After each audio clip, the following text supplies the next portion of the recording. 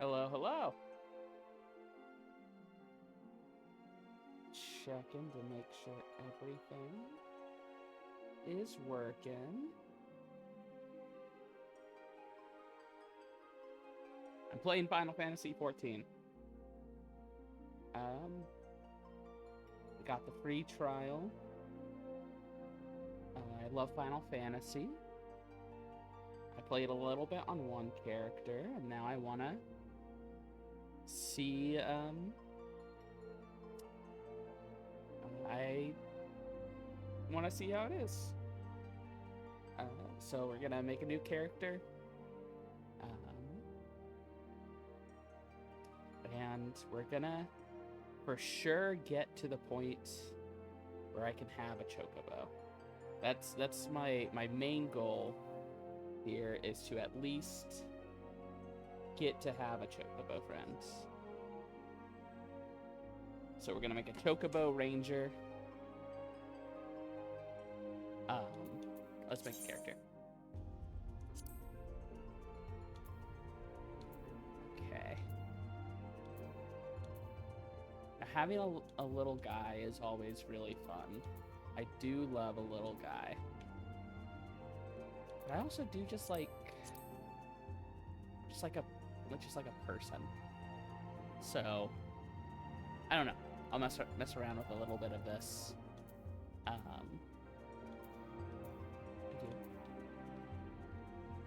A little bunny guy, or Rothgar, big lion man, big edgy dragon, or tiny edgy dragon. That's a great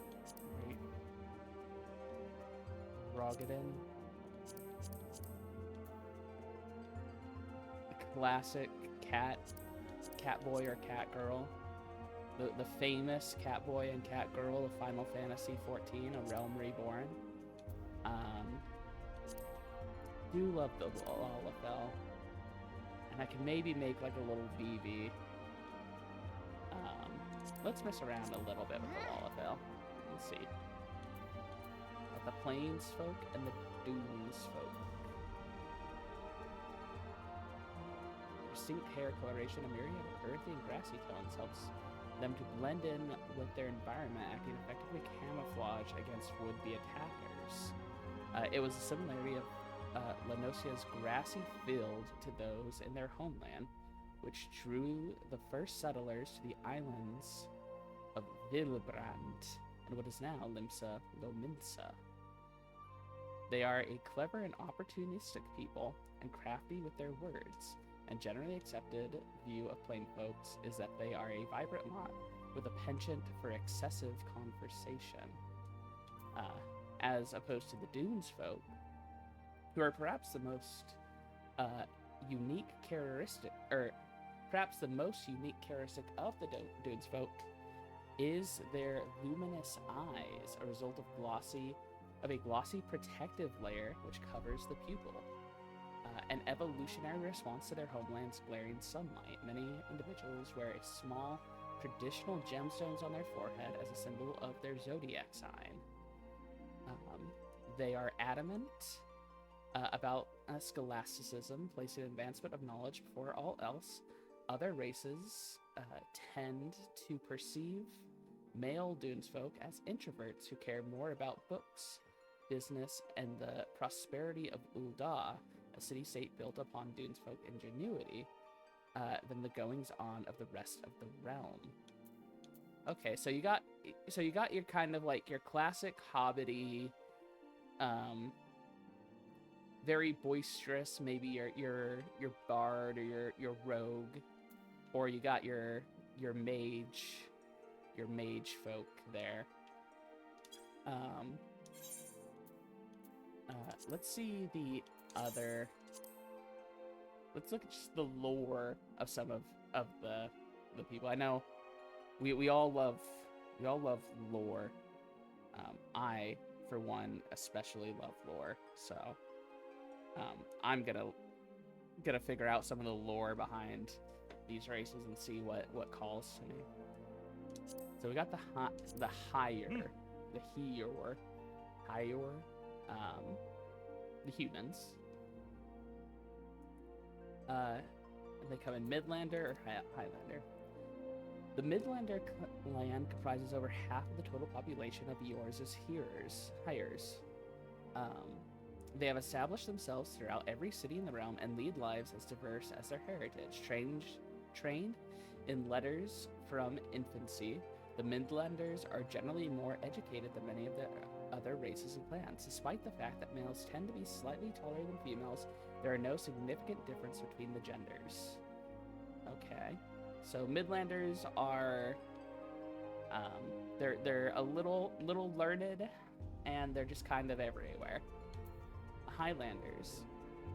The Highlanders were the first of the higher to reach Eorzea. Their name derives from the long tradition of building strongholds in the mountains, compared to their Midland brethren. The Highlanders are noticeably larger in build, I can see that. Of late, Highlanders have become an increasingly rare sight in Eorzea. Their numbers represented almost exclusively by those who fled Alamigo after its fall, and now work in the desert city-state of Ul'dah as mercenaries and sellswords. Interesting. So you got kind of... Let's see. What else do we have? The Elizin seems to be our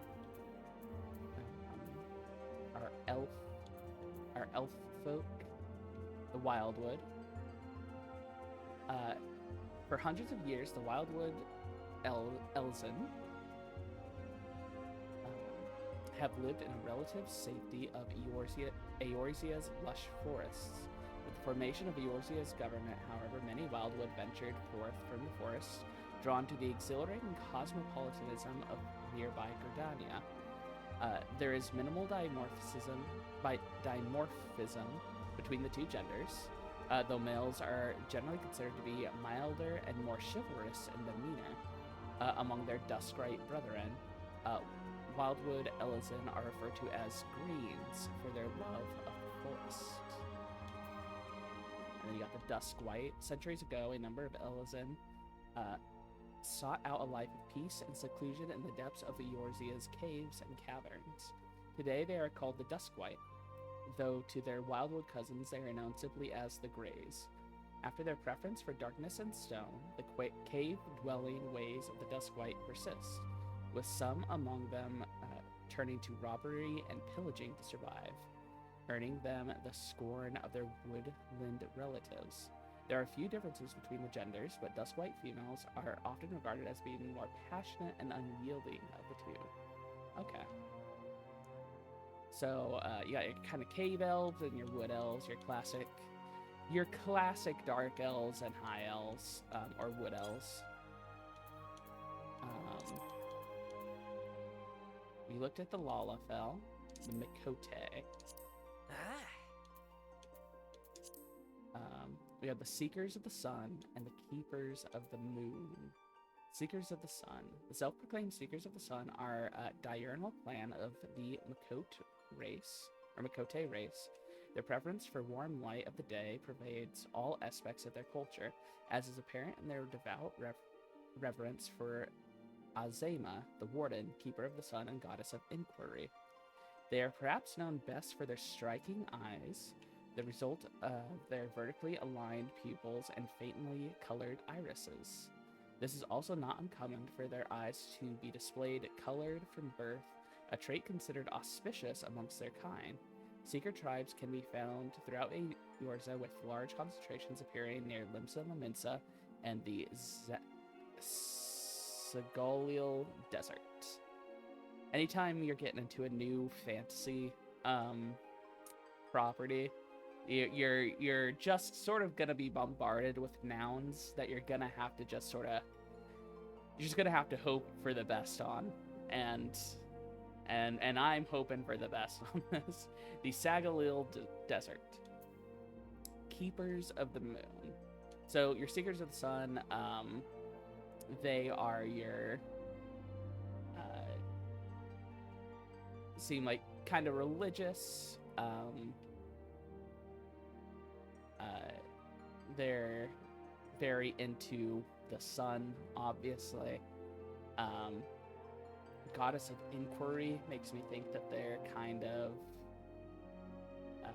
they're very curious, which makes sense for like a cat person. And they're known for their pretty eyes. Keepers of the Moon are the nocturnal race among the Makote, have dubbed themselves the Keepers of the Moon, shine from the garish light of the day. They revel in the shroud of night, with most offering their piety to Menfina, the lover goddess of the moon.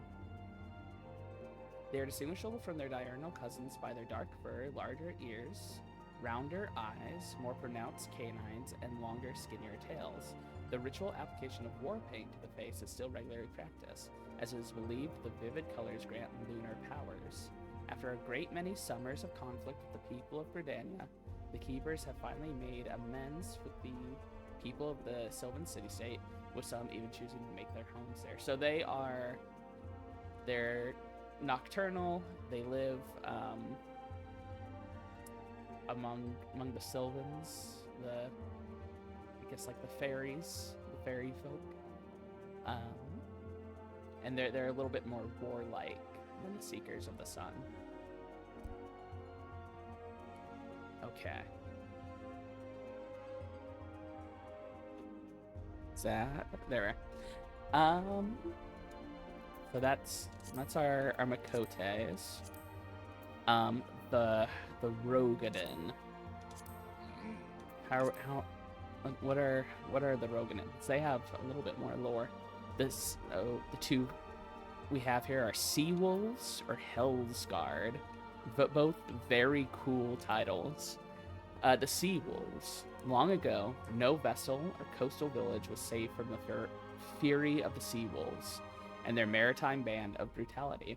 The mere mention of the clan was enough to strike fear into the hearts of any who drew their livelihood from the sea. The Sea Wolves originally hail from the islands of the far North Seas, where they still subsist as fishermen and women. It was not until the large-scale development of Limsa Laminsa's armada that the Sea Wolves' appetite for piracy diminished. Now it is not uncommon to see them employed as sailors or naval mercenaries on all manner of vessel. However, they have never forgotten the ways of their homeland and still use the ancient Rogadan language in their names. So, the Sea Wolves, somewhat predictably, they're like this former pirate clan who has now taken to this large coastal city. And then you got the Hell's Guard. The Hell's Guard are a Rogadan clan with body and mind tempered by the unforgiving heat of the volcanic regions they inhabit. Believing these mountains of flame to be gates to the underworld, their line has for centuries stood vigil to prevent the passage of souls back to the realm of the living. Oh, that's really cool. That's cool lore. I like that. As the harsh environs of their homelands produce little sustenance, the second and third born are often sent forth from the mountain villages, with many and more making their way to the great cities. It is there that their sheer girth and steely demeanors place them in high demand as soldiers and sellswords, allowing the young of even the largest families to surpass their elder siblings in prosperity. So you kind of have this almost like monastic order who believes that they are guarding the gates of the dead, and now the youngest generation are going out and becoming adventurers. So you got some fun conflict there, which is pretty cool.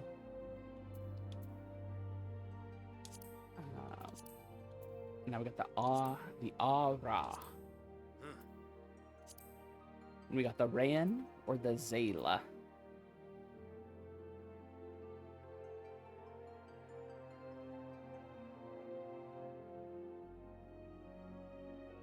The Rayan.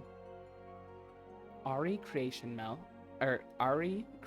myth tells of a Dawn Father, and a Dusk Mother, from whom all Al-Ra are descended. The Rayan believe their veins to run thick with the blood of the former, their brilliant white scales and iron wills serving as proof of this divine lineage.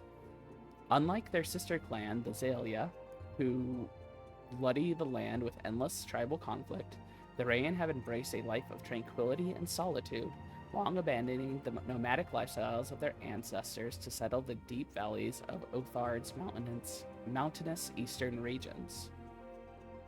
Only on rare occasions will one emerge from the valley mists to seek adventure in the realms afar. So, kind of peaceful monk-like people. And then the Zayla. Ari creation myth tells of Dawn Father and a Dust Mother from whom all Ra are descended. We know this. This is established. We are aware of this fact. We just learned it with the Rayan. So it's important to know the Ra creation myth tells of Dawn Father and a Dust Mother from whom all Ra are descended. The Zayla believe their veins to run thick with the blood of the latter, their lustrous black scales and fiery wills serving as proof of this divine lineage. I have to say, fiery wills and iron wills seem fairly synonymous. So they're really just going on the color of their scales here. Unlike their sister clan, the Rayan, who lead solitary lives behind the savage peaks of Othar's eastern reaches, the Zalia are free spirits who roam the vast western steppes in close-knit tribes, hunting, gathering, and warring with their ancestors, or as their ancestors have for countless generations. So you got kind of a more nomadic, warlike tribe, and you have your reserved, like, monk-like tribe. Cancel. Alright. Now we got the Rothgar. And we got the Hellions and the Lost. Ooh. Oh, Final Fantasy X. What's his name? Your lion friend. Okay. The Hellions. The Hellions have traditionally been content to reside in southern Isolbard. Isolbard? Surely. Isabard. Ilzabard? Ilzabard. That sounds like a place, Ilzabard. With their respective tribes. Devout servants to their queens, one and all, and thus have they only but recently begun to make their presence felt throughout the remainder of the three continents. Though these Rothgar initially had no word to describe themselves, scholars came to call them Hellions, after observing their lives all but revolved around their queen's needs, as planets circle the sun. Interesting. So they do not call themselves Hellions. Hellions is a title that has been ascribed to them. To them, they are simply the Rothgar. And then we have the Lost. Unlike their Hellion brethren, the Lost are unbound by the whims of any reigning matriarch. Having long since found themselves bereft of the warm radiance of their queen, most find that a nomadic lifestyle best suits their situation and are known to ply a variety of trades that align with their propensity to travel. Seasonal labor, mercenaries, and peddlers among them. So you have kind of this like monarchical society that is singularly devoted to their queen, and then you have again like a nomadic tribe that is kind of out. So for most of these, it seems that we have like our clan that is established in a place with like their traditional values, and you have like the nomadic version of that. So your backstory can kind of hail from, you are just like one of these, like depending on which you choose, it is that much stranger that you are an adventurer. The Viera. So we got our bunnies from Final Fantasy 12, I believe. It's where I first saw the bunny folk. And we have the Rava or the Vina. The Rava. Viera of the Rava clan live primarily in the Golomor jungle, their umber skin allowing them to readily blend in with their surroundings. Though the males stand as wards of the forest, the females are adept hunters and protectors in their own right, fiercely guarding their homes and their young.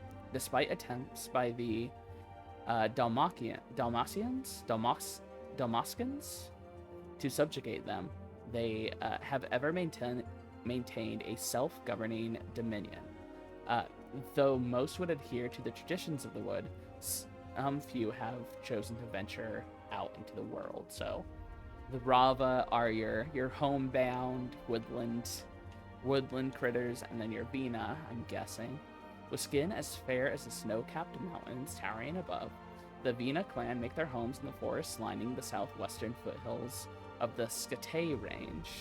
Like the members of their sister clan, the Vina live as hunters and gatherers, laboring not only to protect the woods, but to nurture them.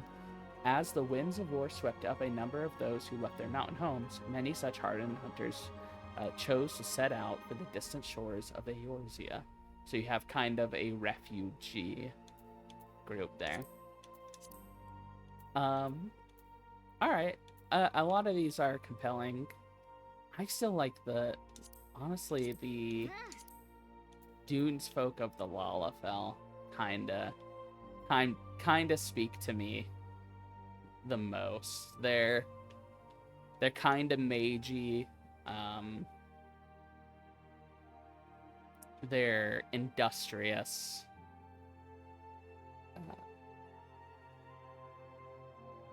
They would make, I think, a fun adventurer. I do love a human, though. Do love just like a... let's go Lalafell. I'm gonna go Lalafell. And we're gonna go Dunes folk. And we're gonna be a mage. We're gonna be a proper mage here. Who resides in the city-state of Ul'dah, which is built with our ingenuity. Okay. Height. Well, we're going obviously as short as possible, because, I mean, that is not a that is not a tremendous range. It is a range of 4 inches, which is very funny. But we are going to we're going 34.2 inches approximately. We are going as small as a Dunes folk Lalafell can be. Oh, they got some cute face. Oh, I like this face. This is cute. Okay. Skin color. Well, if we're in, I think we go a little bit.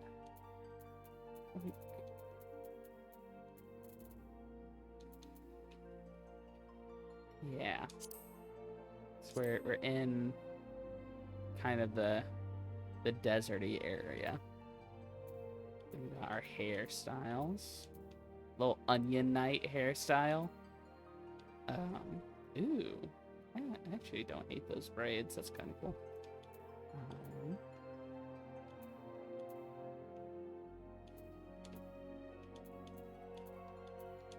Can go really long hair.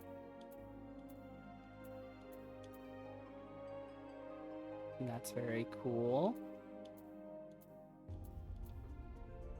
You got your classic Final Fantasy spiky boy hair.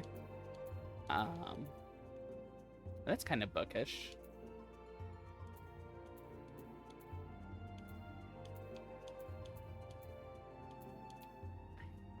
I don't hate that either. That's also very cute. Big pompadour.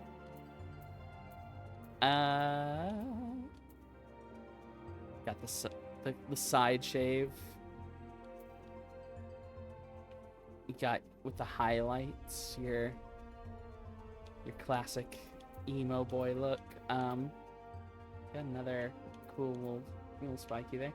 Ooh, I like that too. This is my favorite so far, actually. I think we're gonna go with that.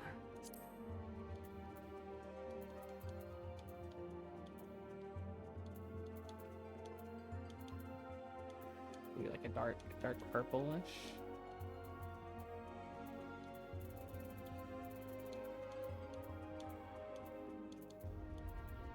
Oh no. Yeah. Okay. Hold on. I think maybe going for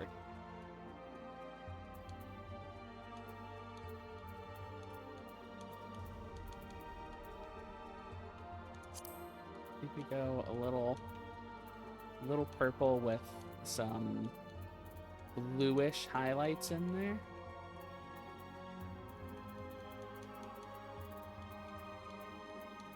Let's just see. Yeah, I think we go some blue highlights. That looks magical. I like that. Yeah.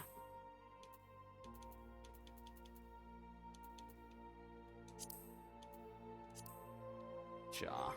Oh no! Oh, lighting. I tried to zoom in.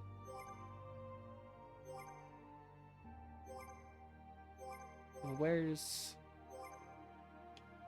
is like the desert? Yeah. Okay.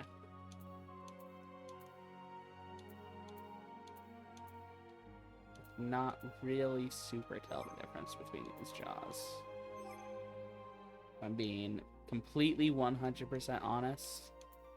I kind of see. It affects the pointiness to a certain extent.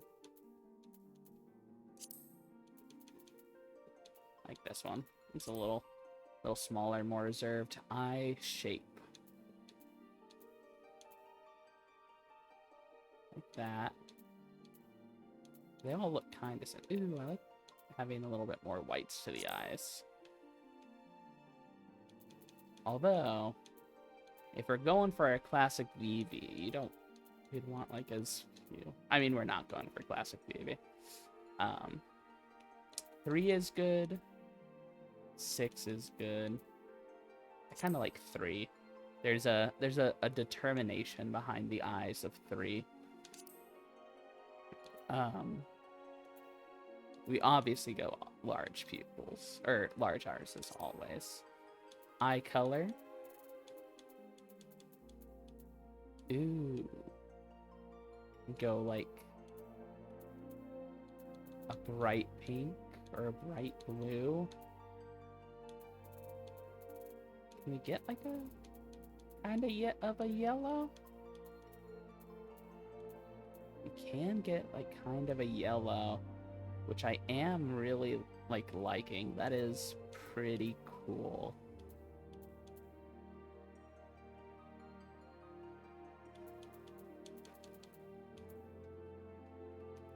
With the purple, kind of got the contrasting colors there. Your yellow and your purple. I don't hate it. In fact, I kind of quite like it. Can we get like maybe a little bit more golden? Yeah, I like that. Eyebrows. I always like to see if I can find like the kindest eyebrows, and I think those are these. Really expressively kind eyebrows will get you pretty far in life. And thus this is what we have.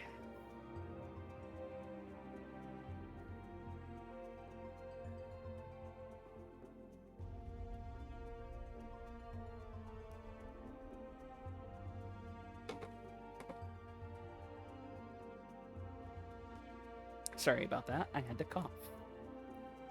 Now we're on the nose. Dang it. Keep wanting to zoom. Oh. LBNR zoom. Oh, there we go. Look at that. Is that not like a hero? Like that is someone who is gonna save the realm right there. For sure. Nose. They have such small noses. Kind of a pointed.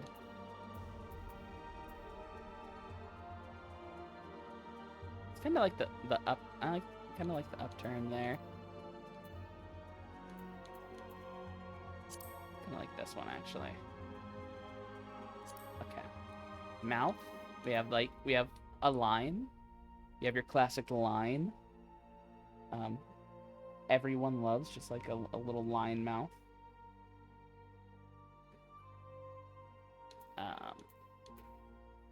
And you got some kind of. Ooh, I like that too. We got kind of pursed. Kind of 2 or 3. I like 2. Lip color.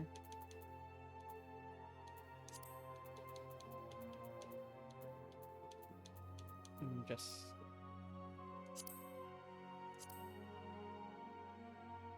ear shape. Already I do like just like the big pointy ears. Downturn is so cute though. A little bit more rounded. And rounded. I kind of like the sticking straight out. That's doing in like a really cute way. Ear size. We go up. We go as big as possible. Love big ears. This changes everything, actually. I have to look at everything from the biggest possible. Because now with the rounded, I actually really like that. Little rounded upturn. That's very cute. I can give him a mustache. Oh my god, look at his mustache. Well, okay. This is the crossroads. I love that goatee or like that little beard so much. Or even just the mustache. It's just the goatee. I don't really like just the goatee. I do like the mustache a whole lot.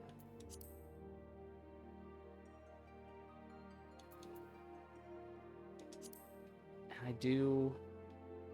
The little star for the astrological sign is important. For their zodiac sign. Will that change depending on when I change my birthday to? I'm not huge on the earrings. Actually, 2 earrings? No. I do like that a lot. Do the faces have different beards? They do.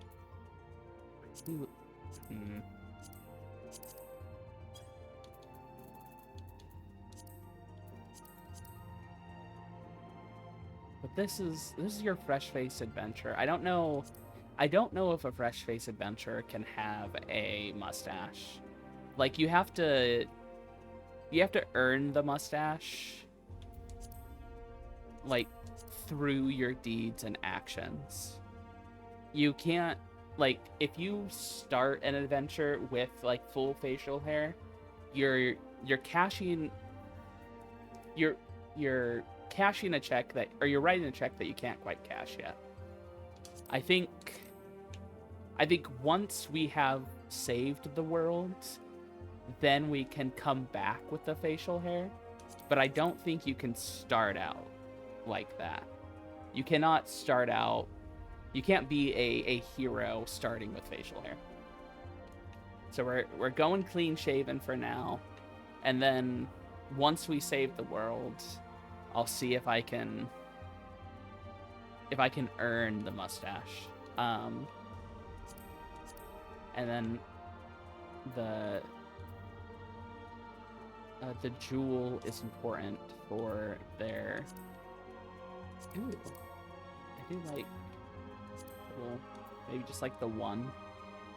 Just the one little thing there, like a shooting star, like a meteor.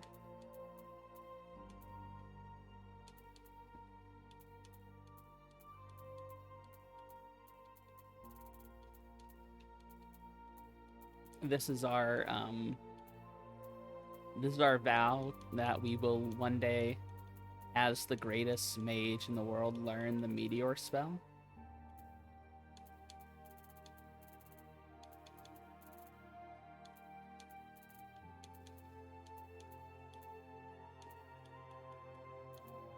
It'll be like maybe like a comet, like an icy comet. The blue to kind of go with the purple and the yellow there, kind of complete that palette. That's good. I like that. Oh, and then even beyond, we have face paints even beyond what an option was. Kind of ornate around our thing there. We got the Dragon Ball Z Krillin dots. We got whiskers in case you wanted to be like partially a Makote. Oh, you got a little Chocobo. It's very cute.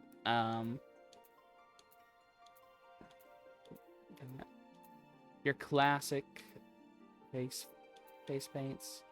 Oh, you got freckles. Yeah, we're gonna do the freckles. Of course we're gonna do the freckles.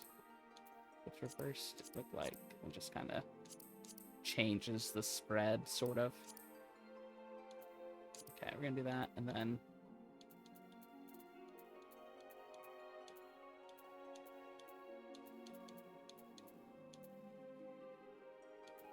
so we can sort of match the skin tone here.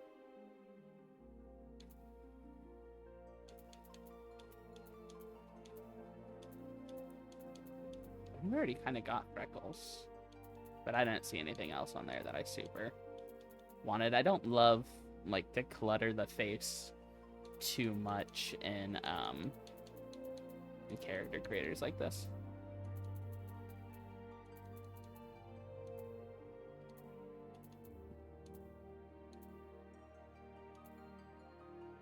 I think that's good. That's kind of natural.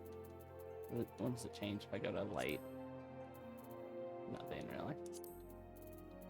Yeah. Ooh, voice.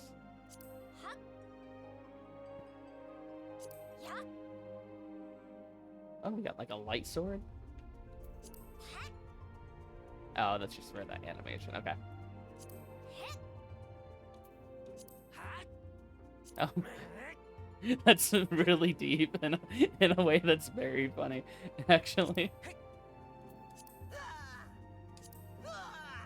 Kind of cowardly.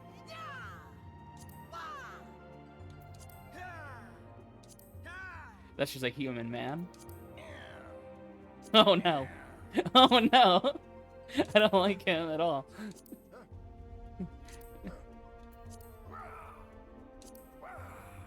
So deep.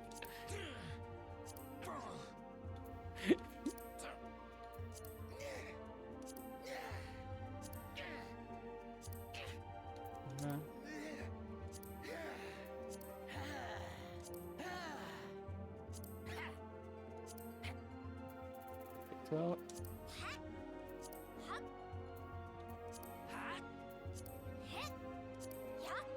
I think you gotta go one or two.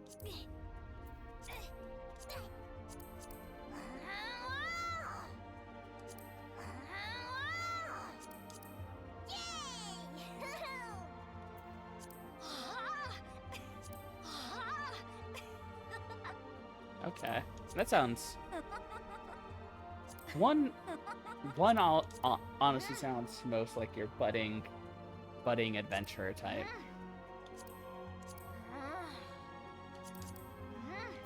I think we're gonna go one. Can we change the pose? Ah, search.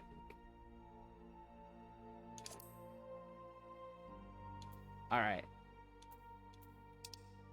Oh no. Oh, small quiz. Race. Let's look at the lighting. Are we happy with all our choices? I think I am. This is the hero. This is who's gonna save the world.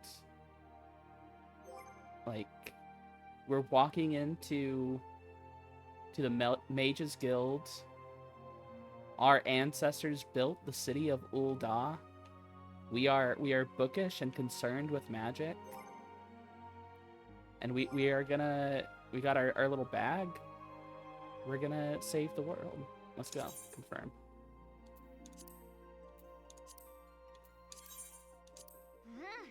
Alright. Birthday? What's today? It's 5/25. 1, 2, 3, 4, 5. The third astral moon. The 25th day.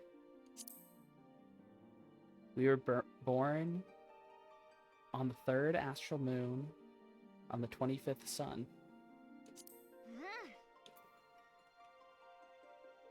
Doesn't seem to have changed our little thing at all. And then what is this? Our patron deity? We got more lore? I love more lore. We gotta be in the desert. That's where our folks belong. Is where we are from. Is where all these decisions should be made. So Halone. Let's see if I can get this on like a contrasting color here. Halone, mover of glaciers and goddess of war, is a garden deity of Ishgard. She commands the elements of ice and is associated with the first moon of the Orisian calendar. Halone is the daughter of Rhalgr and a bitter rival of Nafika. She is often depicted as a relentless warrioress armed with a bronze great shield. Her symbol is 3 spears. Menfina is a keeper of the moon and goddess of love. Menfina is who the Makote, the keepers of the moon, like. And the goddess of love. She commands the elements of ice and is associated with the second moon of the Orisian calendar. She is, I guess, fighting over ice with Halone. I bet, actually.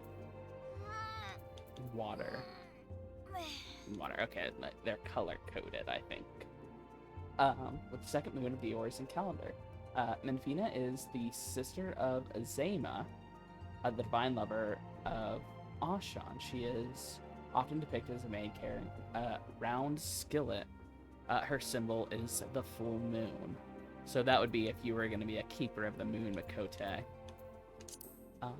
The Thaliak, ruler of rivers and wisdom. There's already so much text in this game. So much reading. The god of knowledge is the guardian deity of Sharlayan. He commands the element of water and is associated with the third moon of the Orisian calendar. Thaliak is the father of Limlayan and the teacher of Firegot. He is most often depicted as a reserved scholar holding an ashen staff. His symbol is a scroll. So Thaliak is, I think, if we want our deity to be associated with, you know, our pursuits as a scholar, then Thaliak would probably be the one to go. But, you know, that's not necessarily always how religion works, so let's see. Nimea. Nimea is the watcher of celestial bodies and goddess of fate. She commands the element of water and is associated with the fourth moon of the Orisian calendar. Nimea is the younger sister of Althik and master of Rhalgr. She is most often depicted as a weaver, donning a white silken veil. Her symbol is a spinning wheel. So kind of like your astrological, like divinatory deity. Limlayan, which is the child of Thaliak, Watcher of the Seas, goddess of navigation, is the guardian deity of Limsa Laminsa. She commands the element of wind and is associated with the fifth moon of the Orisian calendar. Limlayan. I mean, I can't worship a god that I can't pronounce. Is the problem. Is the daughter of Thaliak, yeah, and the elder sister of Nafika. She is most often depicted as a strong fisherwoman wielding a long-bladed harpoon. Her symbol is the wave.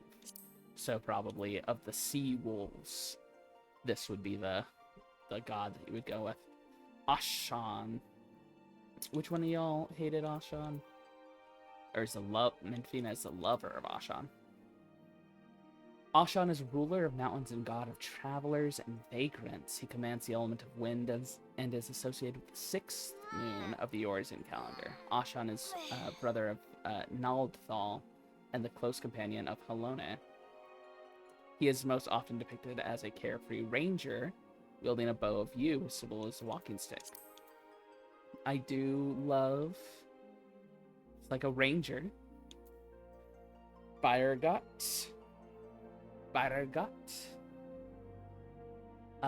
is a purveyor of architecture and industry and god of the arts. He commands the element of lightning and is associated with the seventh moon of the Eorzean calendar. Bayergut is the elder brother of Halone, yeah, and pupil of Thaliak. He is often depicted as an ardent smith with a two-headed hammer as his symbol. Two-headed hammer. His symbol is the hand. Okay. I was gonna say, that doesn't look like a hammer at all. Ralgar, breaker of worlds, god of destruction and guardian deity of the now fallen nation of Alamigo. He commands the element of lightning and is associated with the eighth moon of the Orisian calendar. Ralgar is the father of both Bayergot and Halone and serves as attendant to Nemea. He is most often depicted as a magus carrying a Sepha bronze. The symbol is a striking meteor. Well, we have the meteor on our face, so maybe we go Ralgar. He seems like one of the more ancient ones.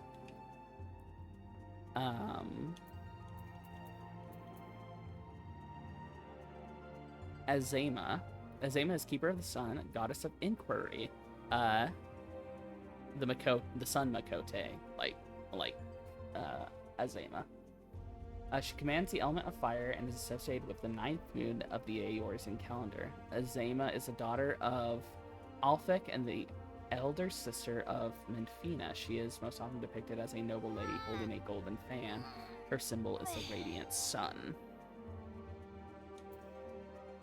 Naldthal. We've heard a lot about Naldthal so far. A lot of people are associated with Naldthal.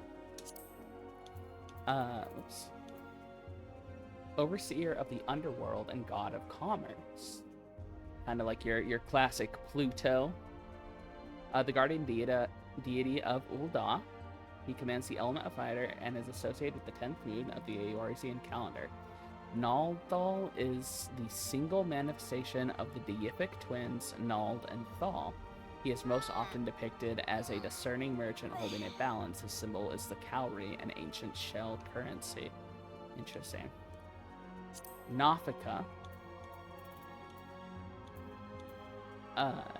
Nafika, tender of soils and harvests. Tender of soils and harvests. The goddess of abundance is the guardian deity of Gridania. She commands the element of earth and is associated with the 11th moon of the Eorzean calendar. Nafika is daughter of Azema and younger sister to Limlayan. I simply can't. I simply cannot say that name. She's most often depicted as a jubilant farmer holding a scythe of steel. Her symbol is the spring leaf. And then Althek. Althek is the surveyor of change and space and god of time. He commands the element of earth and is associated with the 12th moon of the Eorzean calendar. Althek is the father of Azema and Menfina and elder brother to Nemea.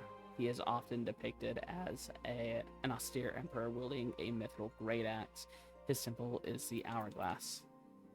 I kind of like Rhalgar. He seems like a deity of a fallen nation, kind of this destructive god.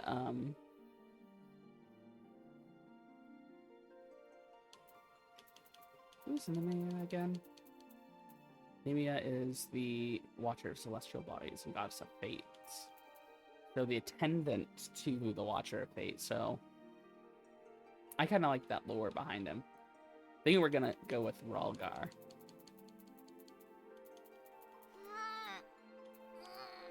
Okay. All right, we choose our class. We can go tank. So we have two options for tank. We have Gladiator, who goes into Paladin. Gladiators specialize in handling of all manner of one-handed blades, from daggers to longswords, be they single or double-edged, straight or curved. A defining characteristic of the art is its emphasis on diverse combat tactics, training its members to bring their martial skills to bear in any situation. As such, there are practitioners who marry sword and shield, seeking to defend their fellow companions. Others opt for an empty offhand, choosing instead to focus entirely on their sword arm. In all instances, the age-old art of the sword makes the gladiator a formidable adversary in any encounter. So we got our gladiator, where your classic like sword fighting warrior, tank class. Marauder, by definition, or by contrast, our other tank option. Marauder is a combat specialist whose weapon of choice is the Great Axe, a fearsome arm emblematic of Eorzea's pirates. Their approach to battle is one of brute force, relying on strength and steel to crush enemies and sunder weapons. They are highly sought after for their ferocity and intimidating presence, and are often employed to hunt down monsters plaguing the land, or to turn the tide of battle between warring nations. And they become warriors, so they're kind of like your barbarian archetype, it seems like.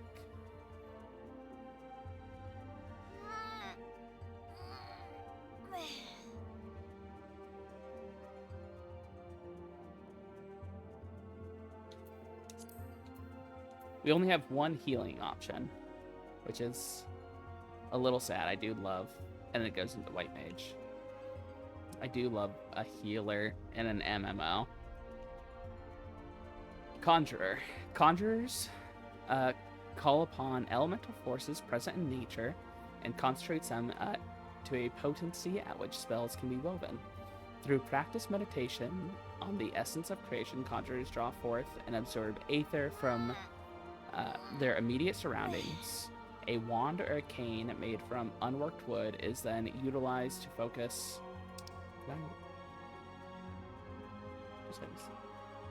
A wand or a cane until it manifests as the desired spell. The seat of the Conjurer's Guild lies at Stillglade Fane in Gridania, where the voice of Eorzea's elementalists are said to be the most powerful. Interesting. So we got our White Mage. If we want to go healer. Ooh, a ton of DPS classes. Okay. Pugilist. I'm guessing our punch lad. The path of Pugilist is one of incessant training aimed at mastering the traditional techniques of hand-to-hand combat. Though they command formidable power when unarmed, they are wont to use metal, leather, and bone weaponry to maximize their destructive potential. Their preference for fighting at close quarters makes negotiating distances an absolute necessity.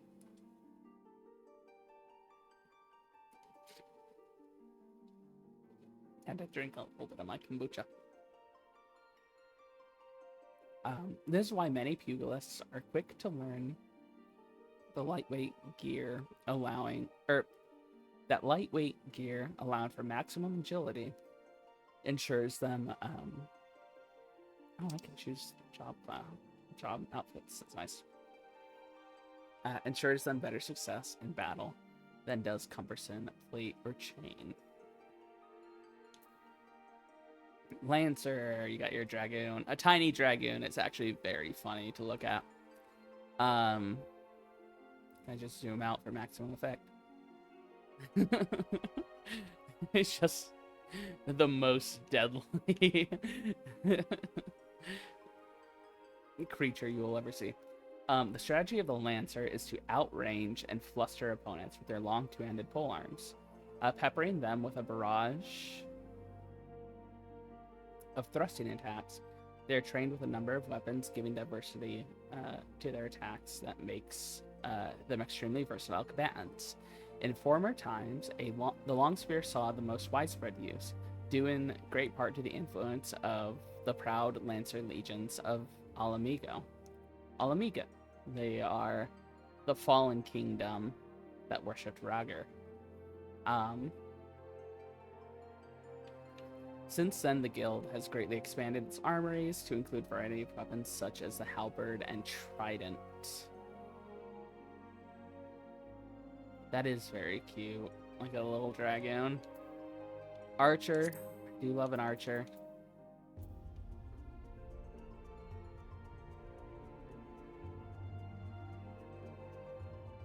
The enduring popularity of the bow is a testament to its elegant design, but this simple weapon would be of little worth without the surpassing skill of those who master it. The archers, projectile technique such as high-angle fire enables archers to assail their foes with deadly precision even at great distances. Constant assessment of the battlefield enables them to carefully determine the most advantageous ground from which to loose, as well as the nature of the arrows best suited to their enemy. Together with the longbow sentries of the Elizan military,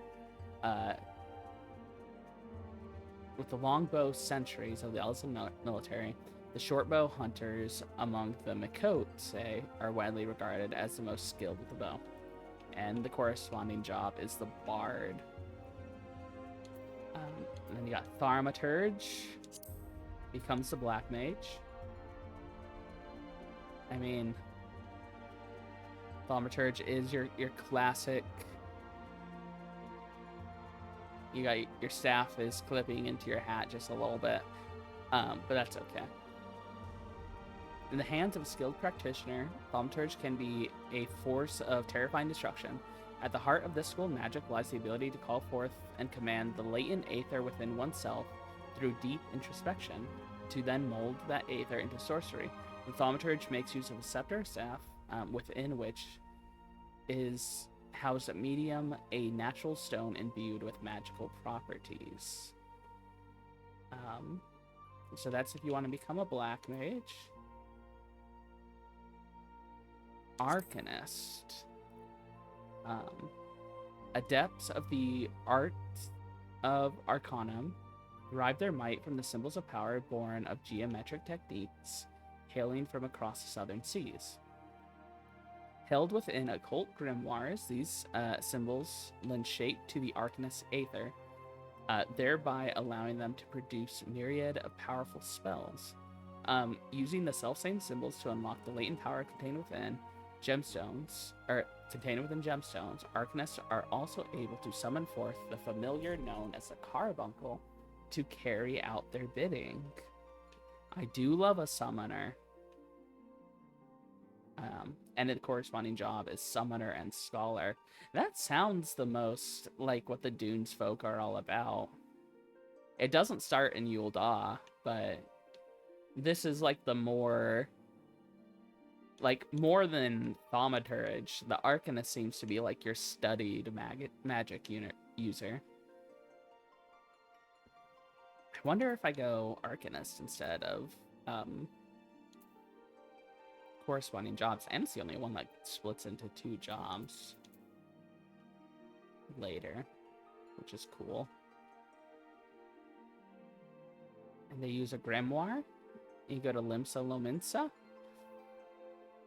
which let's read about Limsa Lominsa. On the southern coast of the island of Vilbrand, under the shadow of ancient cliffs worn by the relentless onslaught of the Ratano Sea, lies the Thalassocracy. I can't parse what that would mean.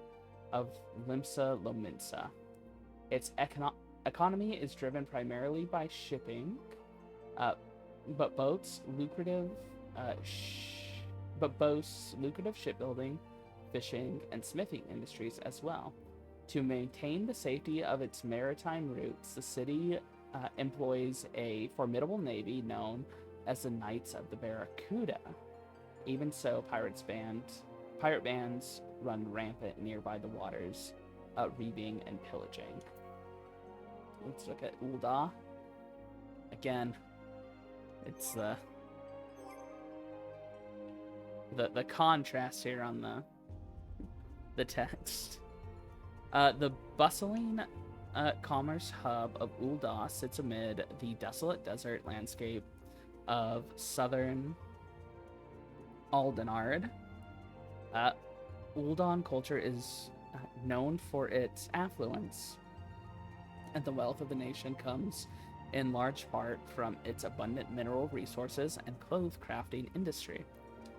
Though it is the Sultana who claims sovereignty, true power is wielded by the Syndicate, a council sat by 6 Ul'dah's most elite and influential elite and influential. Nalthal is the nation's patron deity, and 2 great halls devoted to his 2 aspects lie in the east and west of the city. And then Gridania is the other one. In the eastern reaches of the Aldenard landmass, home to vast, dense woodland and coursing rivers, lies the forest nation of Gridania. The cityscape is a mosaic of labyrinthine waterways and great wooden structures, so gracefully constructed they seem to be part of the surrounding environment. The favorite goddess of the century is Nafika, the matron, but great faith is also placed in the wisdom of the Seed Seers, young oracles who guide the nation based on the will of the forest's elementals. I kind of like Arcanist. I think Arcanist is a good...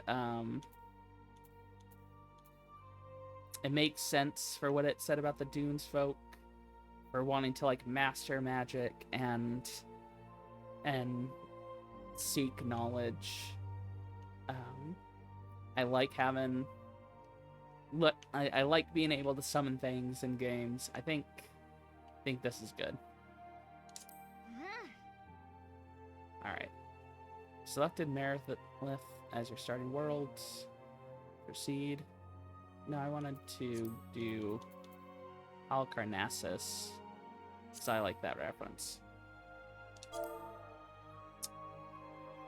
Name. We have to choose a name. Of course, name. Well, what am I thinking for a name?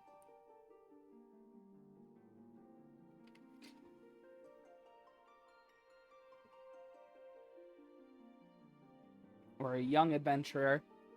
We're making our way and learning.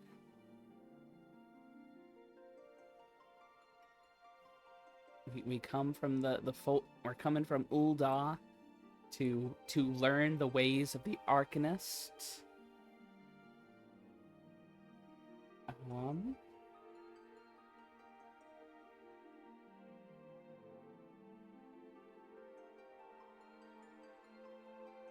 Do we just go...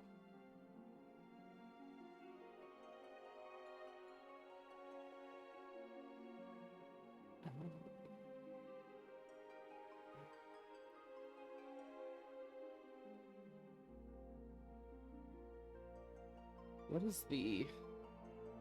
Let's see.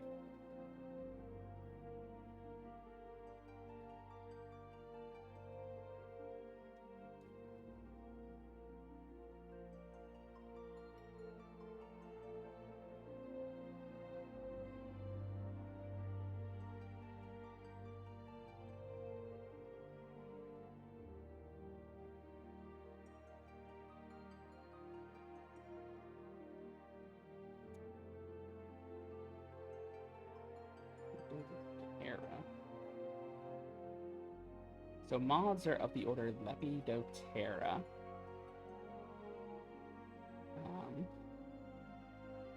Previously classified under the suborder of Heterocera. The group is paraphyletic.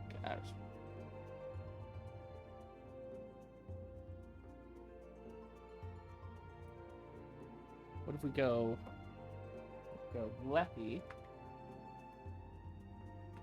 Lepi for moth, and then the surname. What's a good like synonym for optimistic?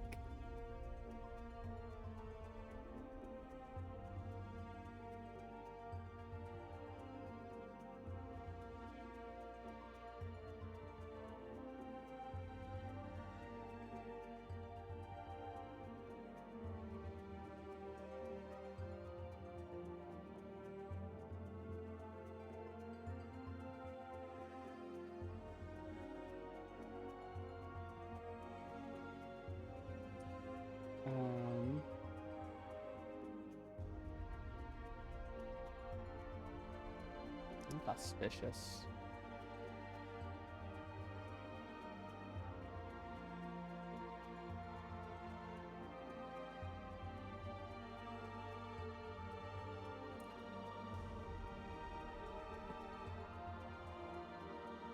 Go Leppy.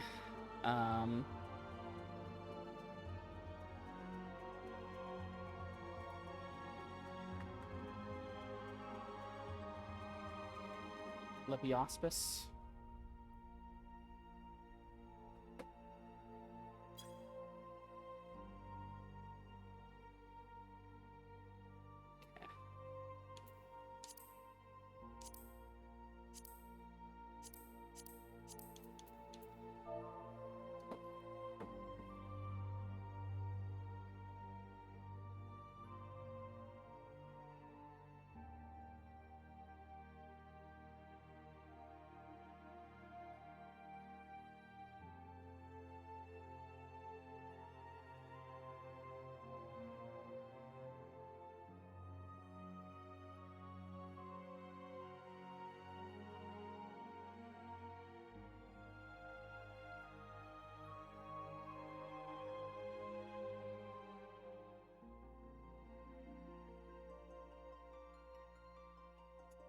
Lepidoptera.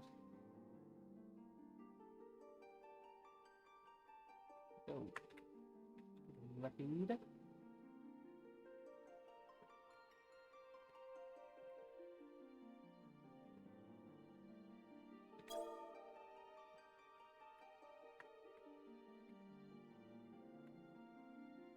Lepid.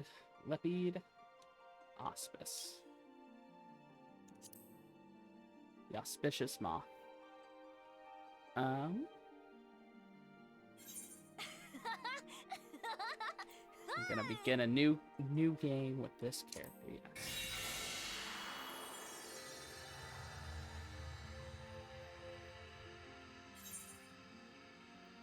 There are currently 27 players in the queue, though, so we're gonna have to wait for those 27 players to get done doing what they're doing. Unfortunately. That took like a full hour. That's great. It's a good character creator. To be fair, I read like every bit of text in there, so that does. Oh, that was very fast.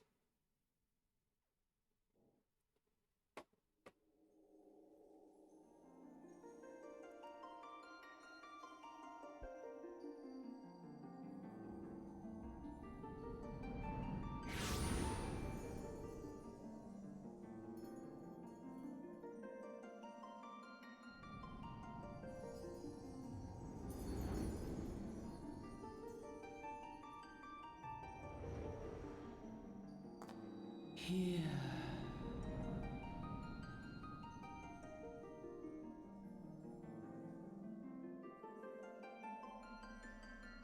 Here.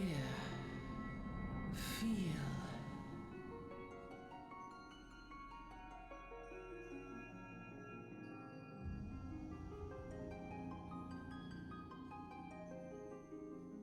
I love the little walk. The little waddle. Go to the light.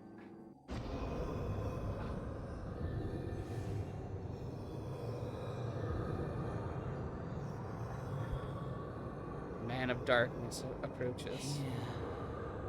Feel, think. But we're gonna hear, feel, and think about it. Well, mostly we're gonna think about it because we're a scholar.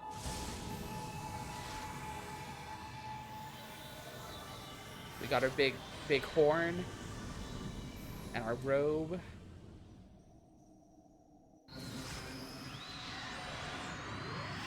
And our book. And we're gonna fuck him up.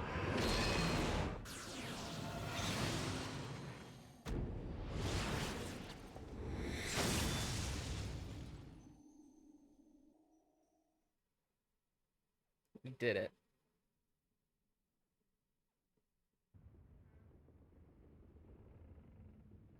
Oi, you alright, lad?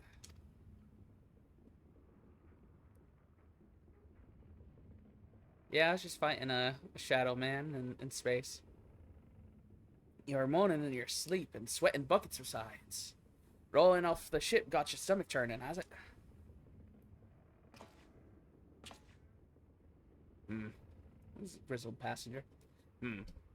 Doesn't seem like seasickness. Now that I look at you, it'll be the Aether then, I reckon. Yeah, the Aether's always getting me. Some are more sensitive to the stuff than others, see? And we ain't too far from Vilbron now, which is chock full of Aetherites. No need to fret, though. You'll soon get used to it. Oh. Get a bit of lurching on this boat. Might as well been blooming seasickness. Ship leaping around like a demented Chocobo lady.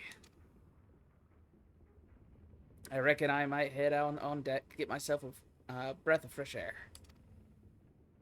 Limsa still far way off. In case you are wondering, seeing as you're awake and all, how's about you keep me company till we get there? Yeah, I suppose. Them youngins don't much care for conversation, see? Yeah, they seem like they're doing their own thing. Any road. Brennan's the name, and Pellin's me trade. That's not how you not how you do that phrase. But fine. Sir, that's not how you the turn of phrase is game. You would say Pedlin's your game, not your trade. Because it name and game, you know, sort of rhymes that way. But no, you know, I'm sure you have your own cultural differences here. Maybe it makes sense in native Limson Laminson. Oh yes, the salty sea breeze. Now then, lad, judging by your unusual garments, I'd say you're one of them new adventurers. Am I worm? Ah, yes, I you know, am going to the Arcanist Academy, Limsa Lominsa. I wouldn't call me a adventurer yet, just seeing the game, you know. I knew it. Going wherever the wind blows, seeking fortune and glory. Now that's what I call living. So as long as you can avoid dying, I mean. It ain't no secret that adventuring's a risky business these days, especially. What was it that first attracted you to it? Well, honestly, it's more just the pursuit of the knowledge that I'm interested in. My ancestors were a scholarly sort, and it just kind of runs in the family.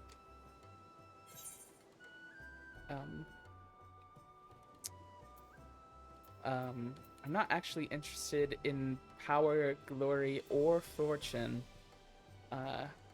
But you know the better part of valor is knowing when to sort of just let a moment pass. So, you you know, just kind of in it for the adventure of it all. None of that. Well, if you ain't inclined to tell, I ain't about to pry. Might be as old Brennan's a chatterbox, but he sure as hell ain't no busybody. You know, that's a good man, Brennan. It's a good man. We all have secrets or three, don't we? Me, dozens. Oh, yeah. I mean, I wouldn't say I'm necessarily secretive. It just, you know, it's just a complicated situation, that's all. And I'd rather they stayed secret too. Which is why I don't go sticking my nose where it ain't welcome. You know, that's a good trait to have, Brennan. Just remember, though, there are more important things than fortune and glory, such as breathing. Ain't no profit in being dead, that's a fact. Wise words, Brennan. Wise words.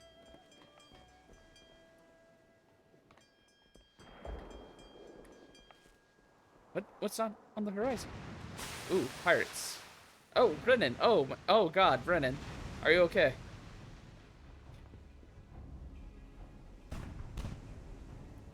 Oh, these ones got forward pointed cannons.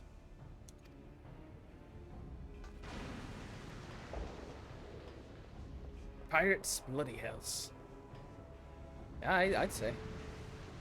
Have you no sense? Skip below. That way. I gotta go. Yeah, I guess. Yeah. I mean, I don't know how to operate any of the defenses on this ship, so just kind of hang out down here, I suppose. What is this world coming to? Pirates firing on a ship flying Laminson colors. Bastards either have a boatload of balls or bugger all for brains. You said it, Brennan. You can rest easy, friends. We've made it out of cannon range, eh? And no buccaneer's bark will catch this flighty temptress once the wind's in her sails. Good man, Stalwart Saber. Good job. That was too bleeding close. Glad one of us kept his head on his shoulders. I reckon I lost mine otherwise. If them pirates gave up the chase, we must be close to port. Let's head up on deck and have us a look, shall we? Yeah, I suppose. Let's... I mean, a cannonball going through the ship is gonna hurt it no matter what, so...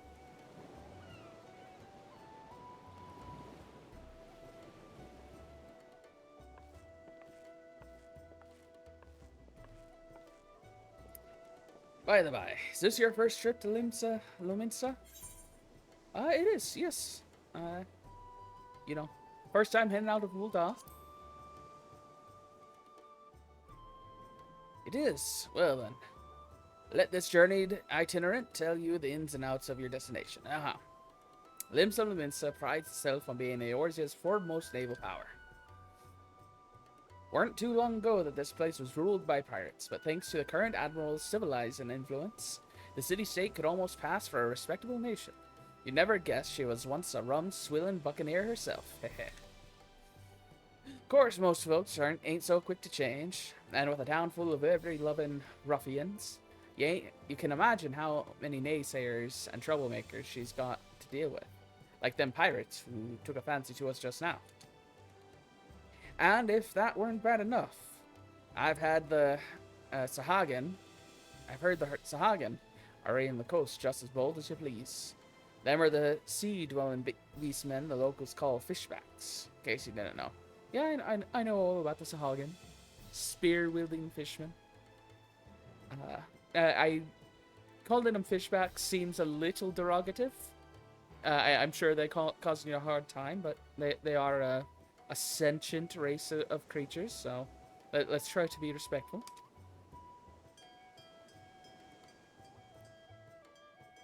At long last, land ho!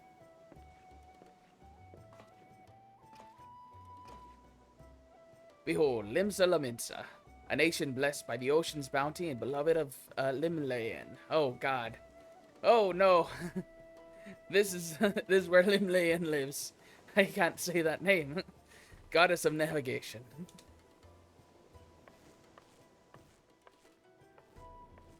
Little squeaks.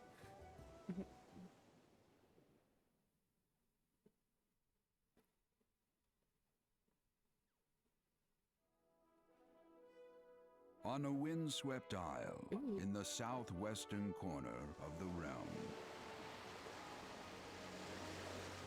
amidst the roiling waves of the Lotano Sea, lies the maritime city-state of Limsa Lominsa.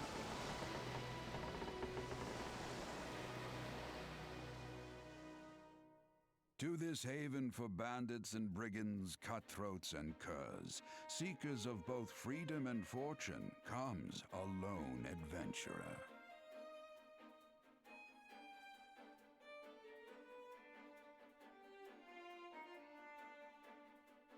Lone yet not alone, for the hero's arrival has drawn the gaze of the nation's patron deity, Lim Lane. Lim Lane. What realm-shaking fate has she descried in the churning waters of this mortal's future? What fate indeed. Lim Lane.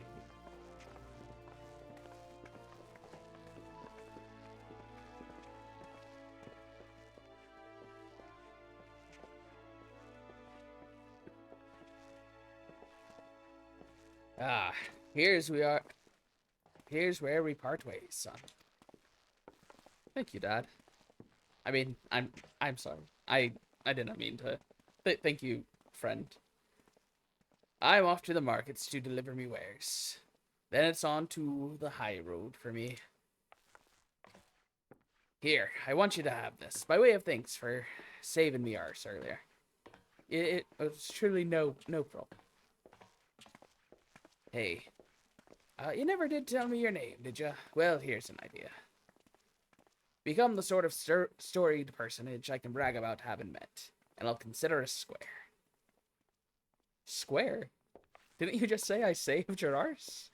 Do I have to do more? Through peril and hardship, discovery and triumph, may the navigator guide this brave soul on his life's voyage. Yes. Till sea swallows all. Till sea swallows all.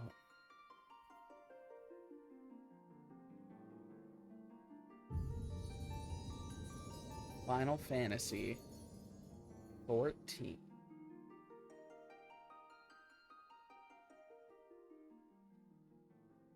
And that's the game. We did it. Till sea swallows all.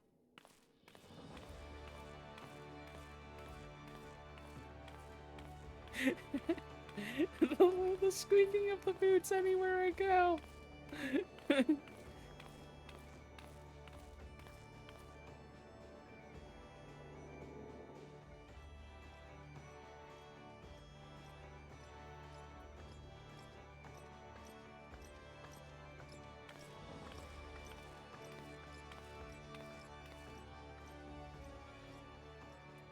Hey, you there.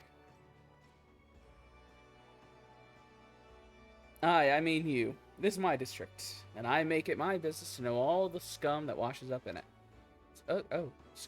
Scum? Ah, an adventurer. Fresh off the boat, is it? Well then. Allow one of Limsa Lominsa's finest to set you on the right path. Hop to it, lad. I haven't got all day. Well, don't act like I'm imposing on you. What's the issue here? Welcome to Limsa Lominsa, a bustling city filled with scoundrels and brigands and the rough-cut diamond of the Rotano Sea. Please select a control scheme you wish to use. We are using a gamepad. Got basic controls. Ready hotbar. Turn on and off auto run. So, okay.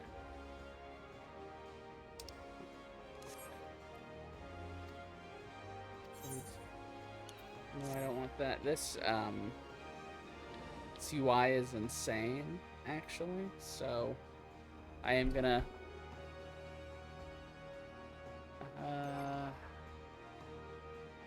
there's simply too much visual information. HUD layout. Yeah. Okay.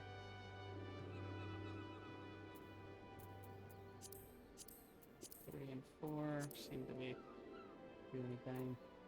Can I click the different things? Hotbar 1. Boss hotbar is what I'm using. Can I make this? Make it small. Experience bar. I don't see experience bar. Amateur bar. Health and stuff. I do kind of need that on there.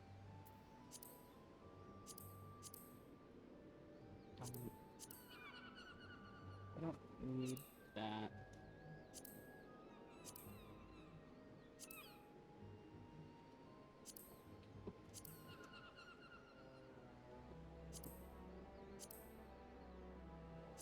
I did play this a little bit before, so I kind of know what I want all here. Let's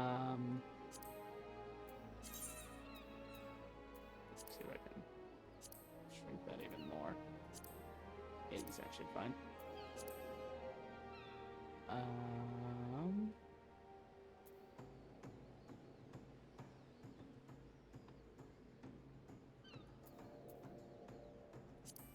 Save that for now.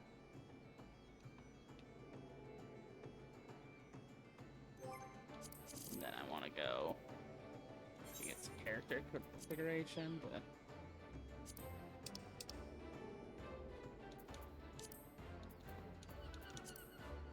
yeah, I don't need everyone's name.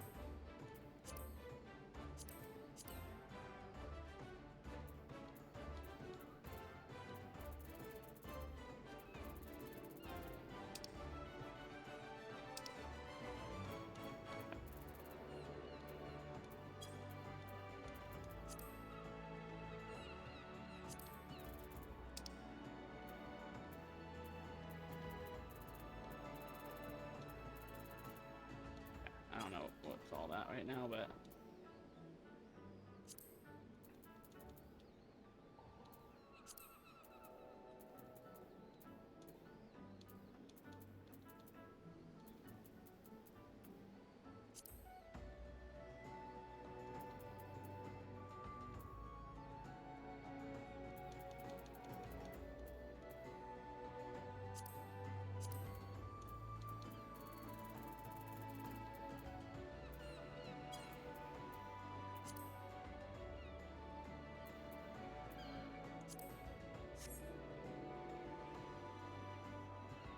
okay.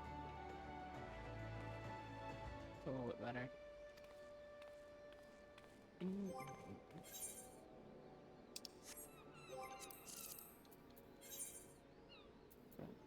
here, I think.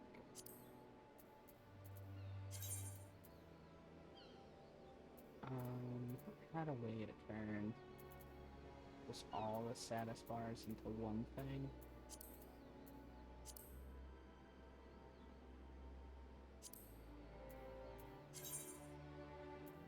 Display as a single element.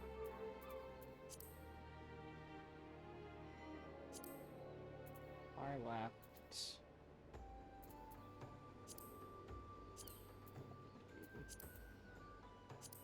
Bring that right down. There.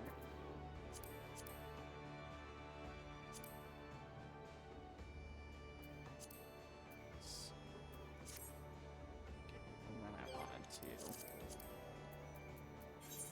make it, maybe it's system settings.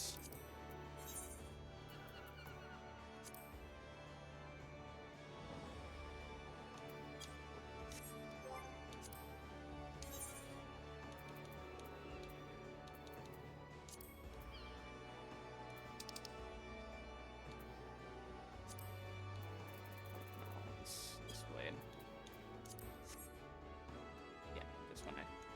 Just when I press... and then some of this nonsense off of here.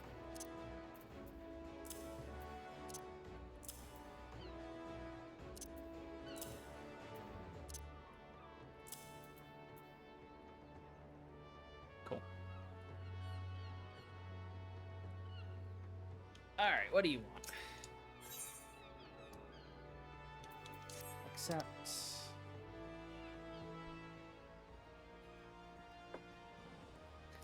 Now then, I'm sure you're itching to explore, but adventurers are required to register their presence in the city. And without a bit of local knowledge, you're like to get your throat slit in some piss-stinking alley. Jesus Christ.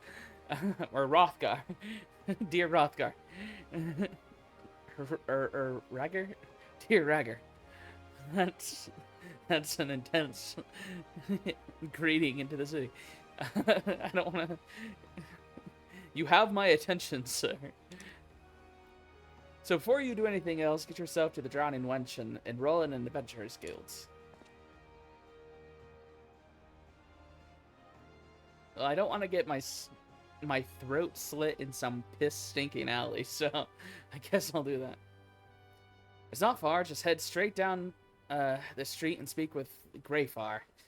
He'll show you how to work the big moving platform we call the cruise lift, and that'll take you up to the pub. Okay. Once you're there, look for a fellow by the name of Batteron. He's the proprietor of the wrench. He might curse like an ale-sodden sailor, but the man's got a soft spot for wide-eyed newcomers like yourself. He'll set you straight. Got all of that? Good. Now run along. May the navigator guide you on your journey. Thank you. I've accepted a quest. Okay. Get that off the screen immediately.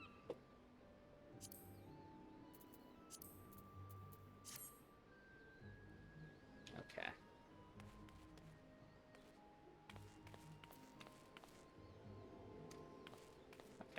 Okay. He's not gonna let me. He's not gonna let me go. Not go to this guy.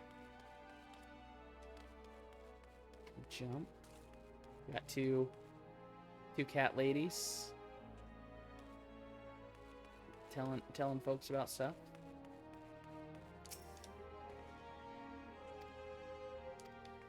Okay. Tell me the crow's lift will take you places. Open Laminsa. You have a mind for visiting the Drowning Wrench. Crow's lift will take you there. Okay. There's gonna be a lot of voicing things, so. Okay.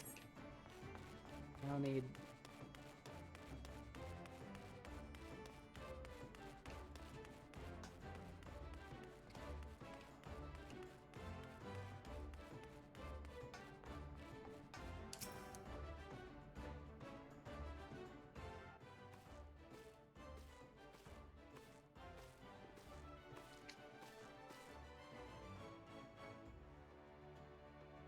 Batteron. Greetings to you, lad. What'll it be? Ah, but you ain't here for a drink, are ya?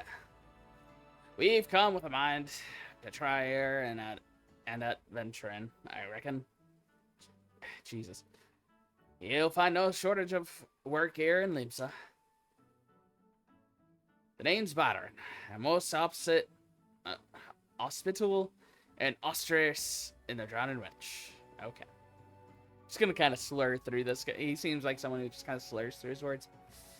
There's also I'm in the Adventurers Guild here in Limsa. That's why we got this, especially for and guild business. And why I seem to spend more time saving the necks of whelps like yourself and wetting the throats of me regulars.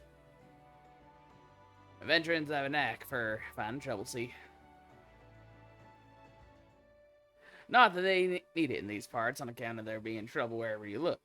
If you manage to steer clear of the fishbacks, the kobolds outside the city, pirates on the inside will get you instead. And if they don't manage, there's always the Guardian Empire to finish the job. No one knows what they're planning, of course. But if they're planning anything, you can be sure it's kill a lot of us. It's kind of dipping southern, but it seems right. This town seems peaceful at a glance, but look again and you'll see people living in fear of what tomorrow might bring.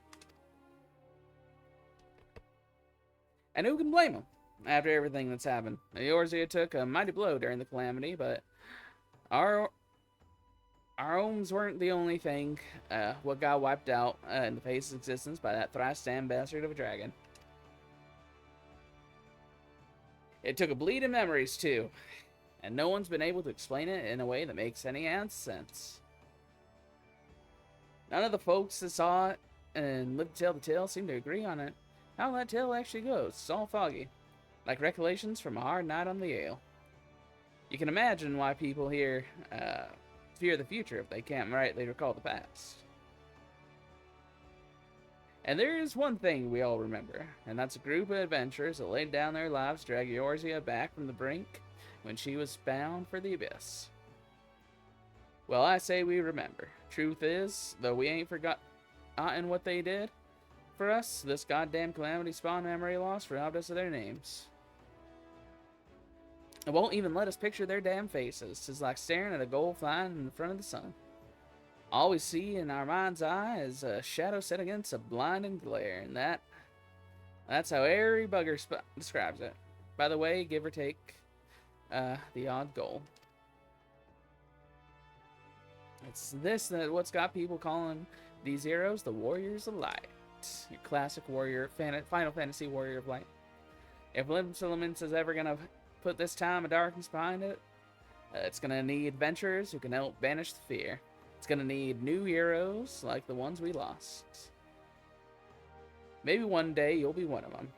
And that's why any aid we can give to an adventurer is effort well spent. What say you, lad? You willing to lend us your strength?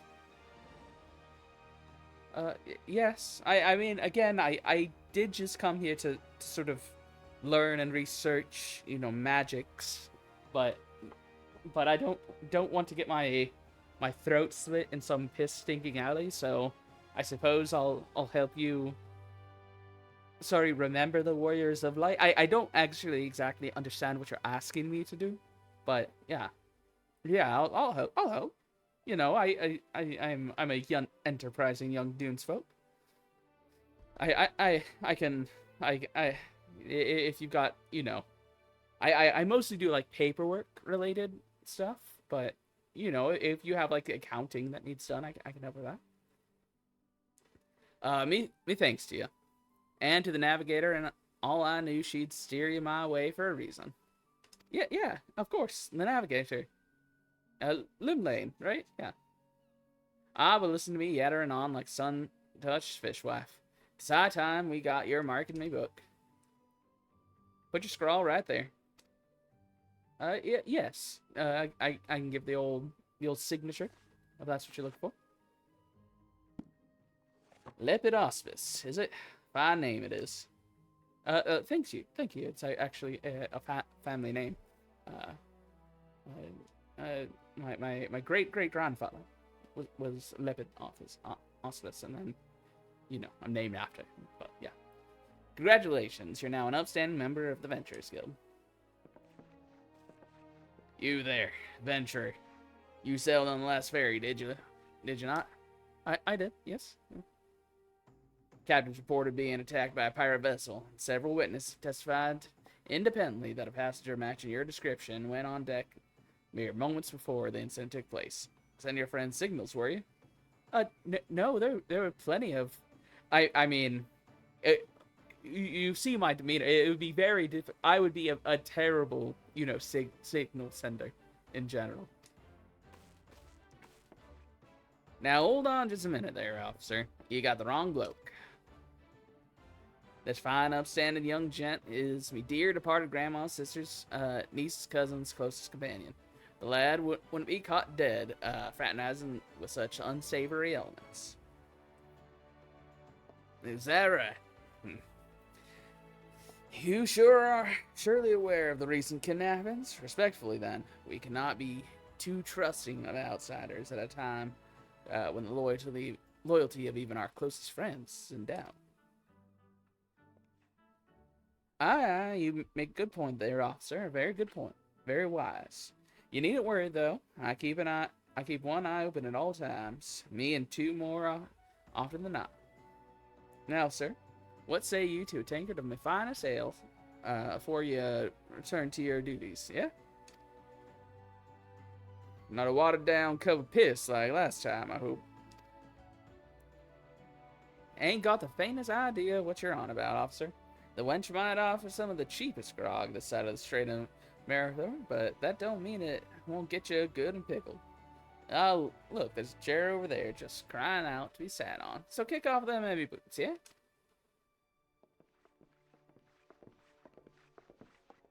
Wow, so you got some, like, asshole sort of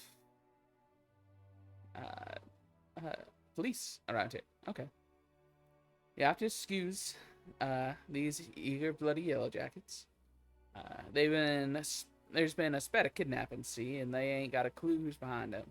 Naturally, they've taken to clapping irons on anyone who looks vaguely suspicious. Which means adventurers, visitors, and pretty much every bugger else in this town. Don't take it personal, though. Us little Mincians can be an headstrong bunch of bastards. It's just true, but given time, won't grow on you. Now, where was I? I believe. Oh yeah. Oh yeah. Welcome to Limsa Laminsa, where the sea's as green as the faces of me patrons after a few too many black belly whiskeys. And take a moment, gather your wits, and we'll get started with learning you the ways of the city.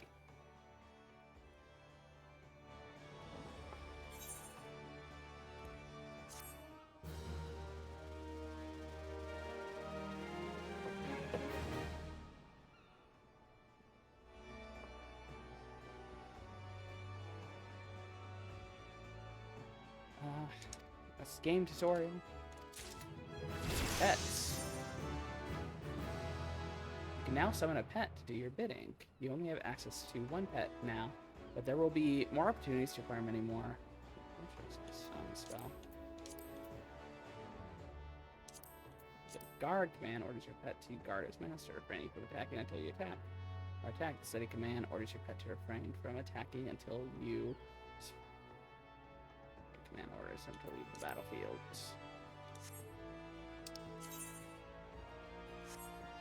Okay. Not be used here.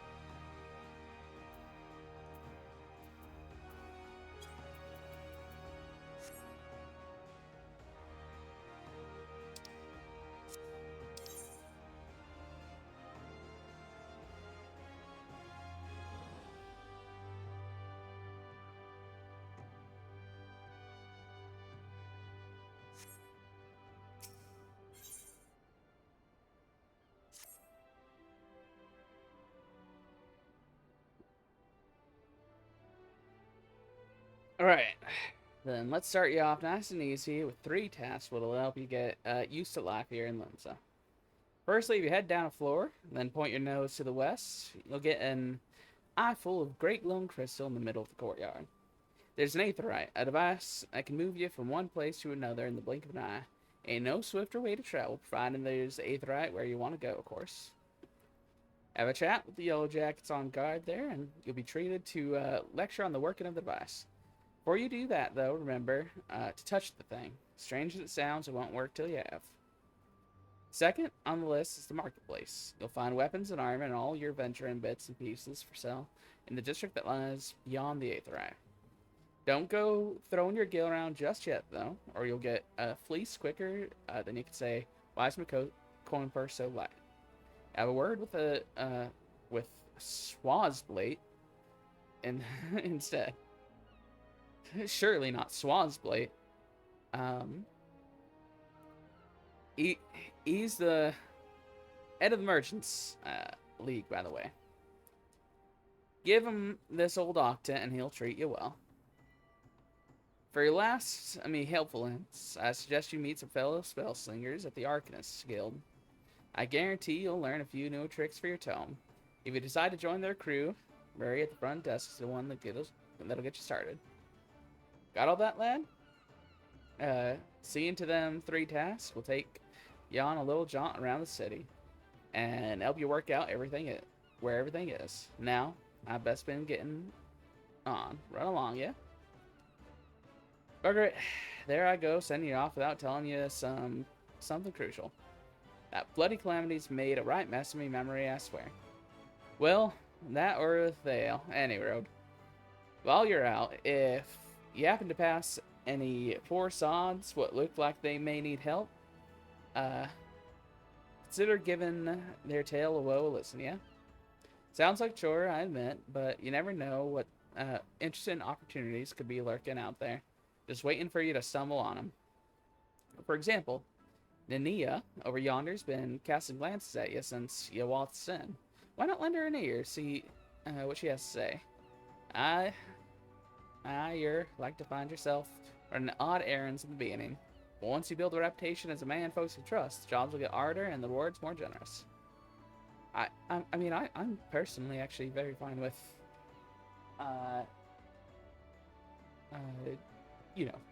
simple and easy jobs. That's sort of actually my bread and butter, to be perfectly honest.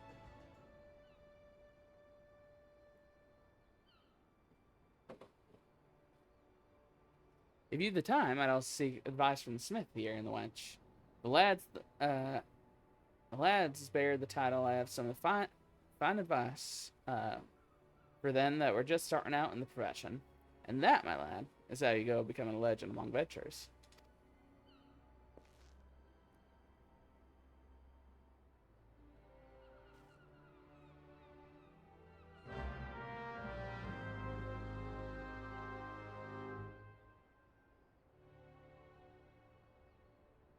To leave the drowning one, she must accept the quest. Make a name. Okay.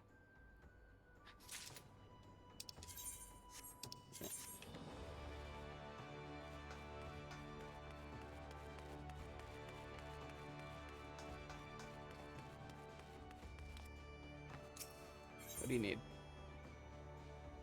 Better introductions. Well, would you look at this shiny new adventure? Listen close, lad. I have some information that might just help you on your on the map here in Limsa. I was passing through the Bulwark Hall below not long ago and saw a bunch of herbs just scattered around the ground. Now I'm not entirely certain, but I think they might just been the black market wares known as dream flowers. Limsa is a busy port, and not all the merchants that blow across straight are above board, if you know what I mean. How the plants end up in the isn't mass? Who knows? Might have been a deal gone bad. The important thing is you make a name for yourself by handing them in. Speak to Scanrail, and she'll get you down to the first floor. Then all you have to do is pick up the herbs and take them to Key Smash, Jesus, Aldskiff, at the Octon. Being a worthy captain, he knows a thing or two about such shady goods.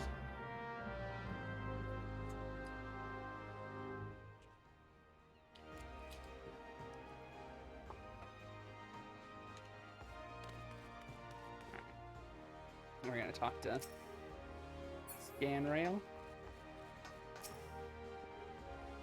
We wish, yeah.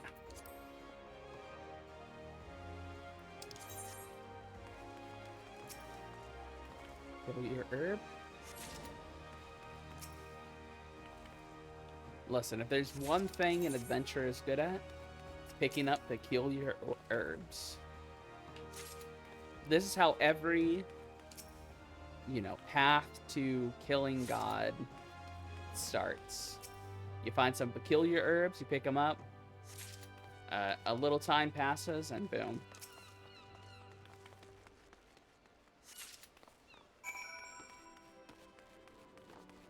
Hey, I've been told to see if anyone needs help. Excuse me, sir. You might have a moment or two to spare. You seem the type who enjoys being accosted with menial tasks. You know what? I am. That's actually very true.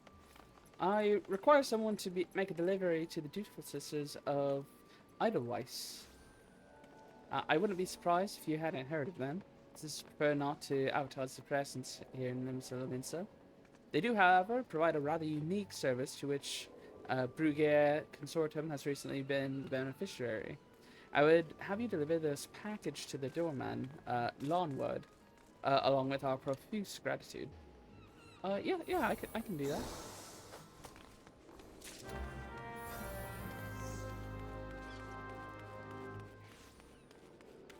Gonna touch the crystal. I'm touching. I've attuned to the aetherite. Oh, another novice adventurer. I, Badaron, sent more than a few of your kind of late. I am Sundamal, one of the Yellow Jackets tasked with keeping the peace in the city. It is also my charge to provide guidance in the use of this device. Fear not, I shall be brief. Aetherites are crystalline structures that tap into ethereal energies. They are primarily used as a means to travel swiftly from one place to another. Return and teleport are the most common transportation spells. Make direct use of the aetherite and their connection to the flow of aether. As these devices are found in almost every corner of Eorzea, any adventurer worthy of the name will wish to seek out and attune himself to each one. Once you have expanded your horizons beyond the walls of our city, you will find yourself performing an act of attunement as a matter of course. There is, however, no need for ensuing haste. The aetherites found in and around the city will be sufficient for the present, I assure you. Should you wish to learn more, yeah. He's just telling me the fast travel system. Doesn't seem like any hidden lore there or anything.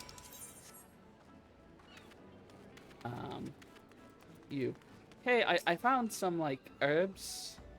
Yes, I'm Old Skiff. You have some herbs you wish me to examine? Yeah. I have these peculiar herbs. Yes, as you suspected, these are highly legal blooms known as dream flowers. They are prime targets for the creation of somnus, a substance whose fragrance is said to lull the sifter's mind into sleep of death. Jesus. Forgive me, I could not resist the jest. These herbs are not more than alpha lavender, a common enough export from Limsa Minsa. In fact, these probably spilled from the crate that were loaded onto my very own ship. I think someone has been having a bit of fun with the sun. Not to worry. You've learned a few things, made a new acquaintance. Well met. Well, thank you.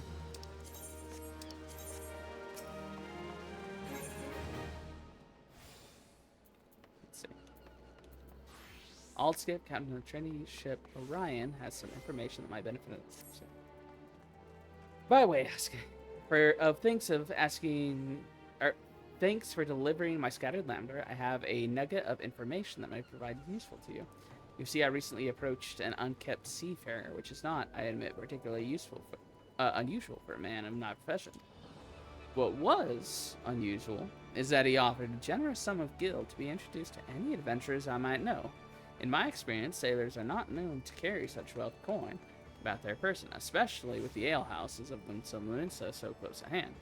Kidnappings have not been uncommon these past moons. I suggest you take the information and speak with Glazrael, the guard who stands at the entrance of East Hawker's Alley.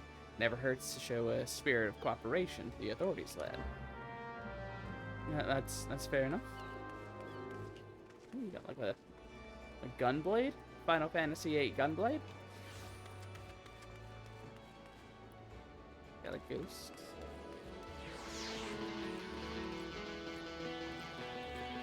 We're partying.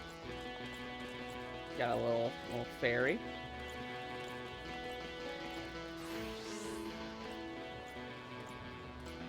Got this fella even tinier than me.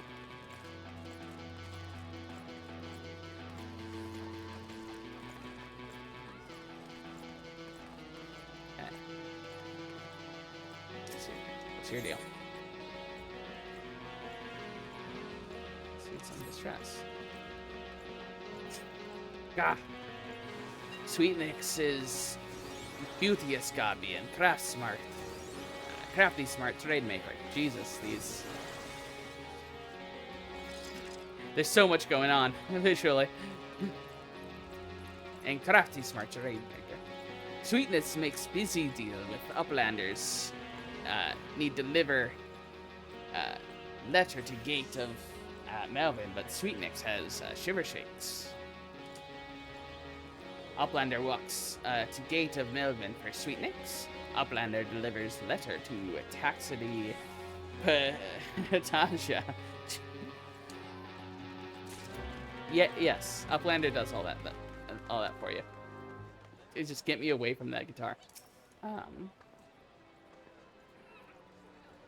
Yeah, I guess there's someone asking for adventurers to kidnap them, I think? Is what I was getting the idea of? That is disturbing news. Your initiative is appreciated, adventurer. I have the captain place the Yellow Jackets on high alert. And why I have your ear, I need you to visit Freedwib and tell her the same thing you told me. You'll find her a bit further down East Hawker's Alley. Freedwib has frequent dealings with adventurers, so any warning you give her should be soon spread through the city. It's good to know. I'm guessing this is East Hawker's Alley.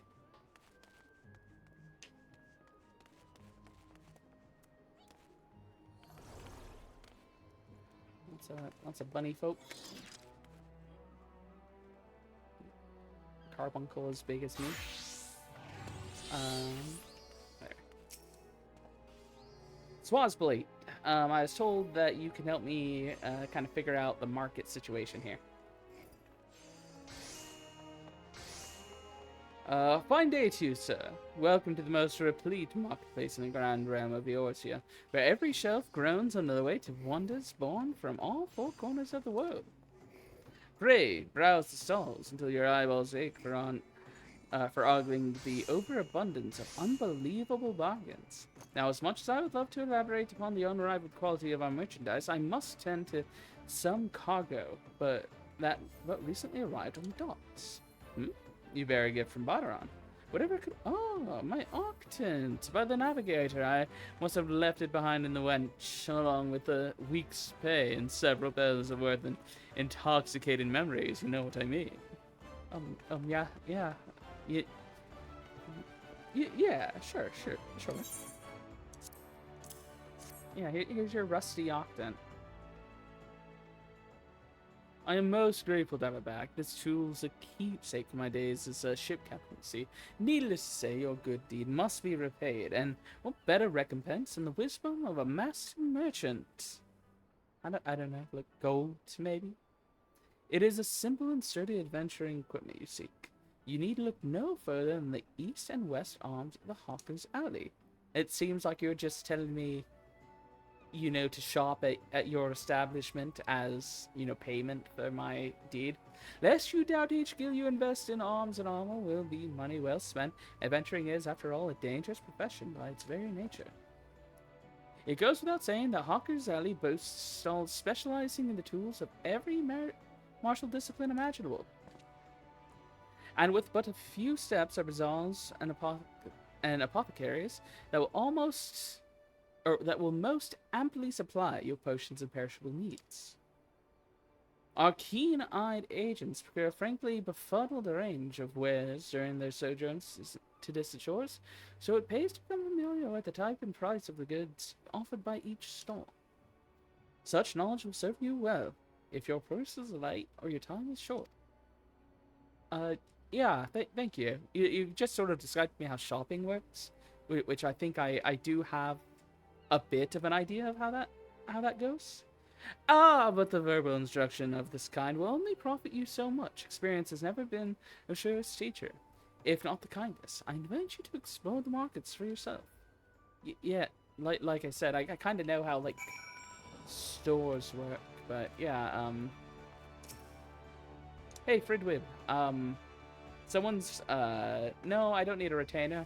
I think someone's trying to, like, kidnap adventurers.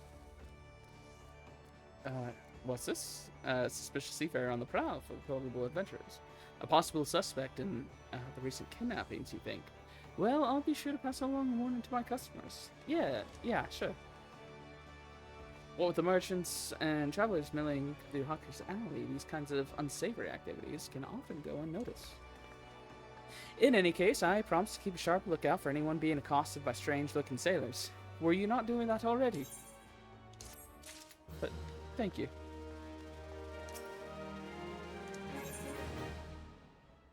Master March. You, sir, adventurer, I have work for you. I would have you pose as a customer and survey the market's current prices.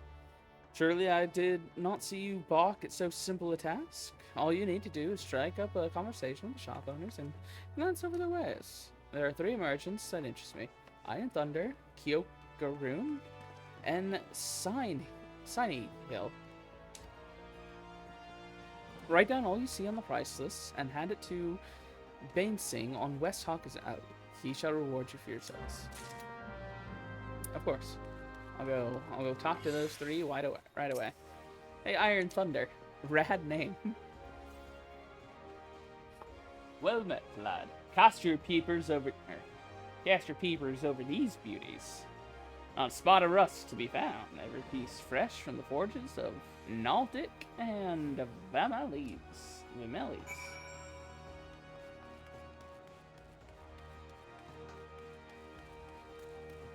Oh, that's right. Oh. We got Crystal Tower. Classic Crystal Tower in the distance. Touch the crystal.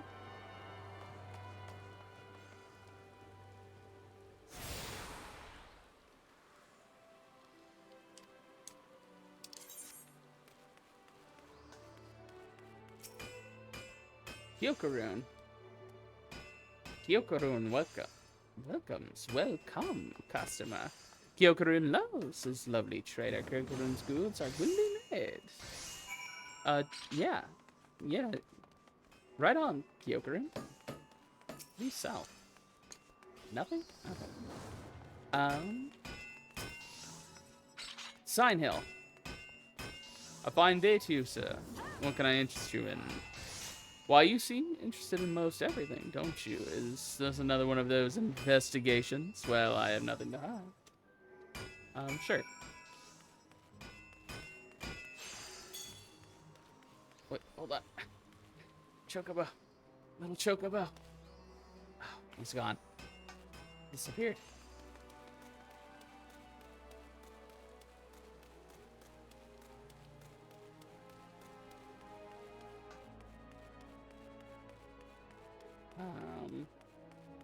Where do I need to?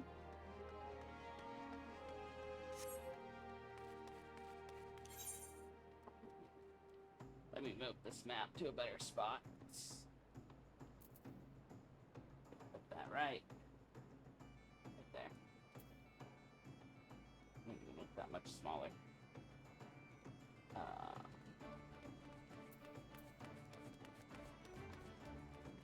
I make that much smaller? No. Which type? No. I have to pull up the map, it's just gonna be kind of big.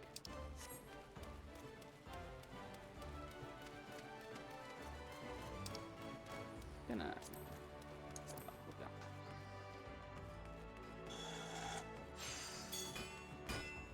little fox. Another little fox.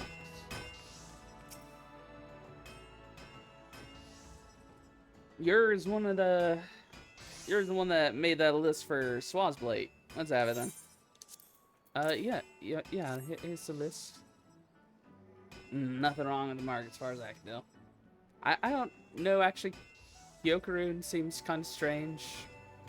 And Swazblade seems to be hiding something of some sort. Yeah, oftentimes you get pirates selling stolen goods at cutthroat prices, and that drives numbers down right across Hawker's Alley. Thanks to these reports, though, we can tell at a glance when shady dealing has been taking place. Good work, lad. Well, you're welcome, I suppose.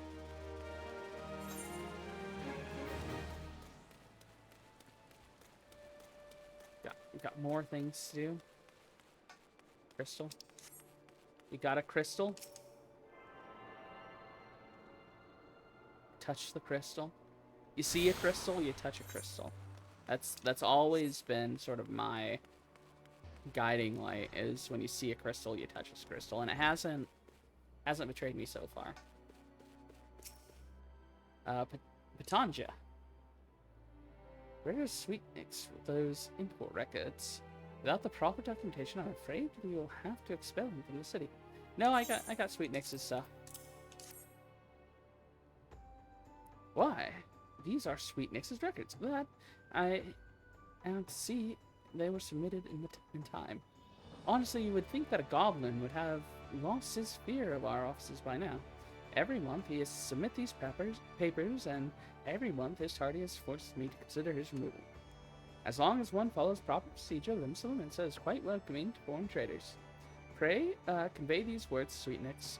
Perhaps it will aid soothing the poor goblin's fears. I'll do my best.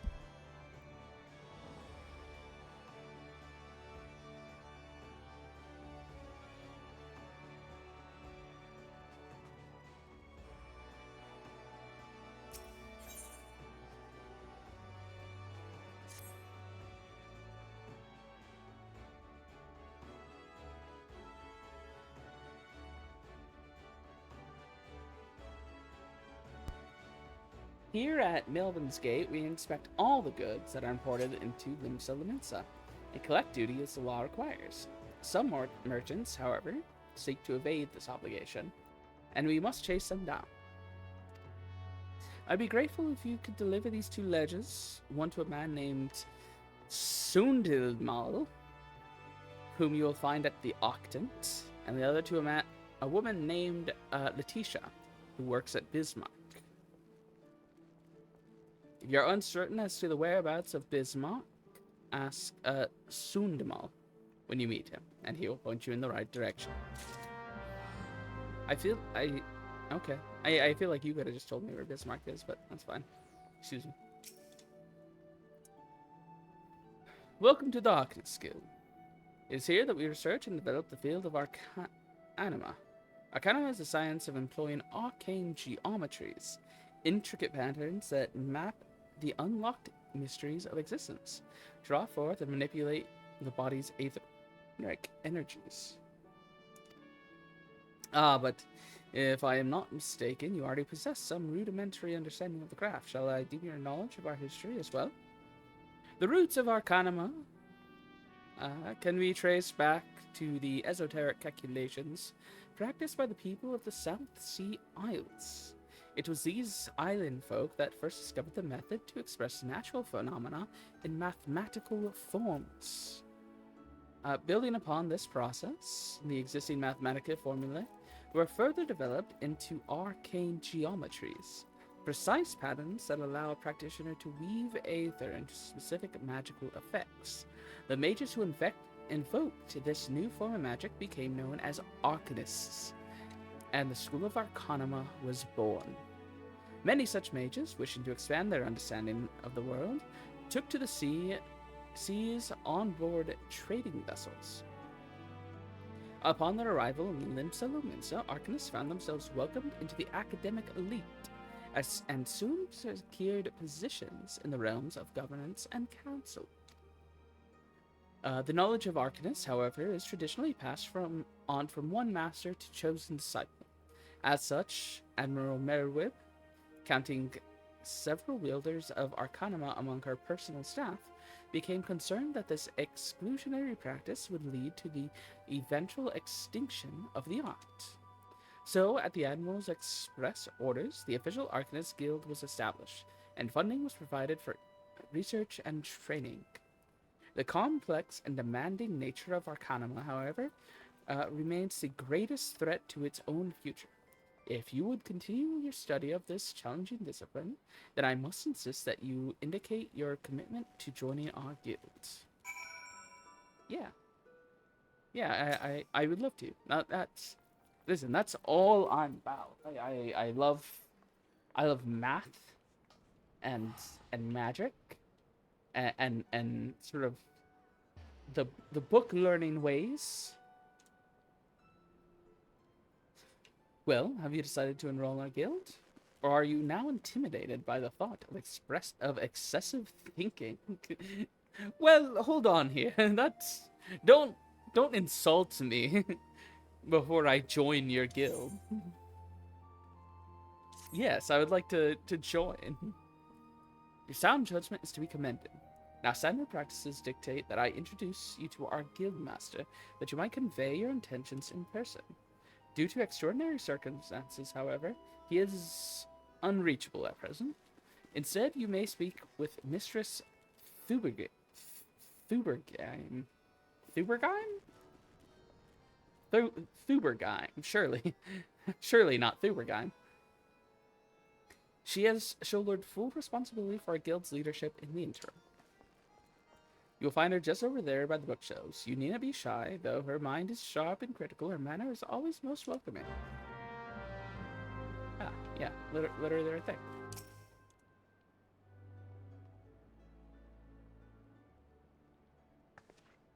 Yes, I am Thubergine. Yes, I am Thubergine. Greetings and welcome to the Arcanist Guild. As Murrow has doubtlessly explained, I am serving as acting guild master until our wayward leader deigns to return. I assume our capable receptionist also spoke of our art's origins. Oh, she did, quite extensively, in fact. Allow me then to expound upon its nature. Arcanima taps into the living energies of Aether. The evidence of this is represented most aptly, perhaps, by our ability to manifest the arcane entity Carbuncle, and the manner of magic which this ethereal ally employs at our command. The core of the discipline, however, is found in the pursuit of definitive solutions to any potential quandary, even on the field of battle, nay, especially on the field of battle. This principle takes precedence. If one wishes to make certain the question of victory, then one must apply the most effective strategy. An arcanist is measured by his ability to calmly analyze a situation from moment to moment and respond with the most appropriate spells at hand. The study of Arcanima will test your mental faculties to the point of perplexity. Are you prepared to reason your way through predicament after predicament? Are you prepared to reason? This is a big question. Am I prepared to reason? I don't know that I am. I see. Though I commend you on coming to such a realization before joining the guild, I must admit to a measure of disappointment. Should you have changed your perspective, pray do not hesitate to seek me out once more. I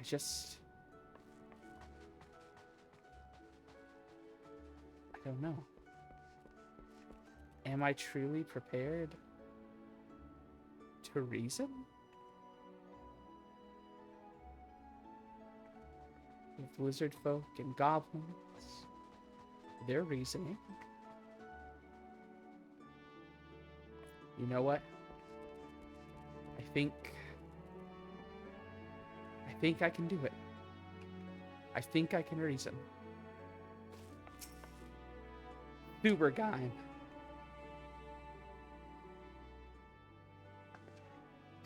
Oh, you're gonna say it all again.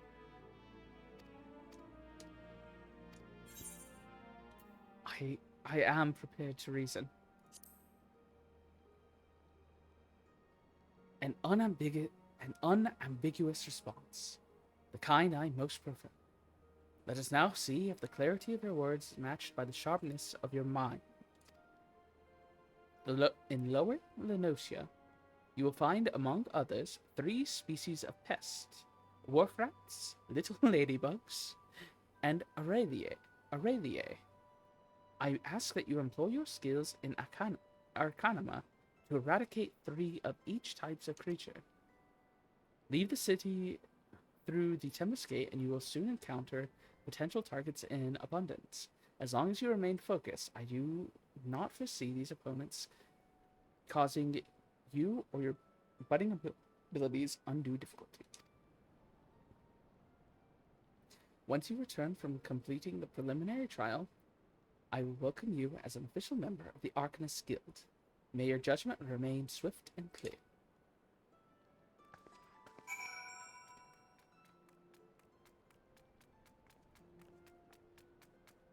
I gotta go kill a bunch of ladybugs and rats.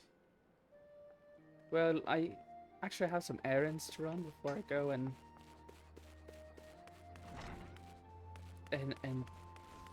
you know, outside. I had expected this to be more of like a situation where I would read books and sort of learn arcane geometries. I don't know if I'm really prepared to go and fight, you know, a bunch of like ladybugs. I hear they can be especially vicious. I'm gonna go continue my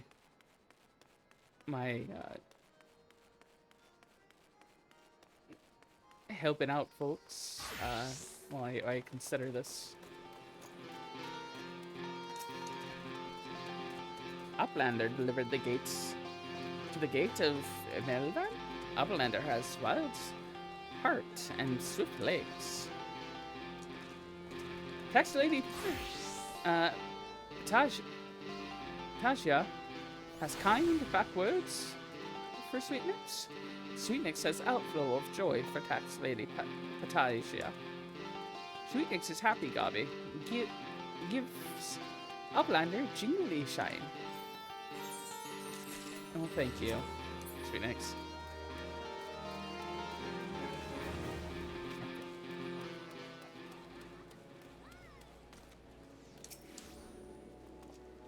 A ledger from Melvin's Gate, you say? Yes. Yet more outstanding duty payments. Well, those merchants ever learn. Very well. If I catch sight of any offenders, I'll drag them to the gate, kicking and screaming if needs be. One more ledger bound from Bismarck, you say? Follow this path to the upper decks, and you'll find the place. Yes, sir.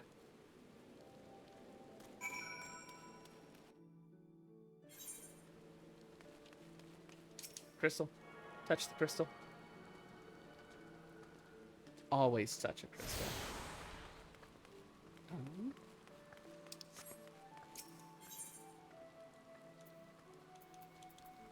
Fingerless leather gloves.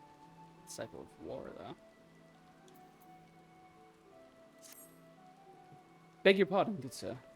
But are you an adventurer, are you not? I realize this is sudden, but we urgently need help restocking our larders. We are in the midst of preparing a full-course meal for soon-arriving guests, but I fear we are short on fresh lamb for the main course.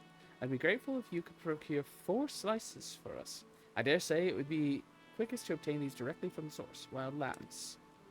In case you are unfamiliar with creatures, I suggest you speak to Abafar, a sentry stationed in Bulwark Hall, just below Drowning Watch. You want me to go hunt lambs for you? Okay. I can do that, I suppose. Tax evaders among our patrons, you say? Goodness me.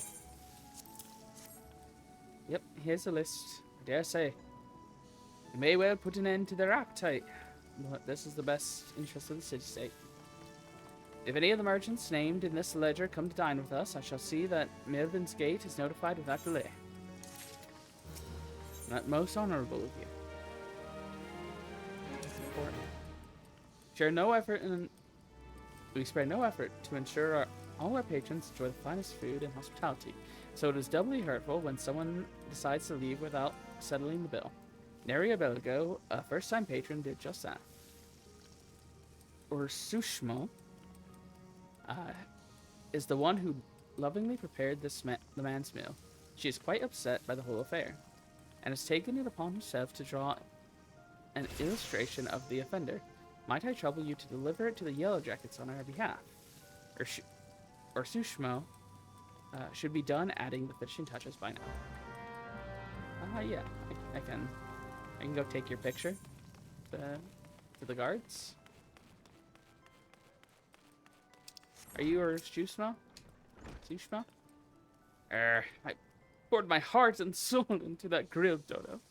If I ever find my hands on the scoundrel, I'll grind his bones and to make my bread. Here it is, my rendition of the criminal. Please deliver it to Goldbird at the Coral Tower. He will know what to do. We look at it, and it's just like a stick figure with angry eyes. Alright. We go down.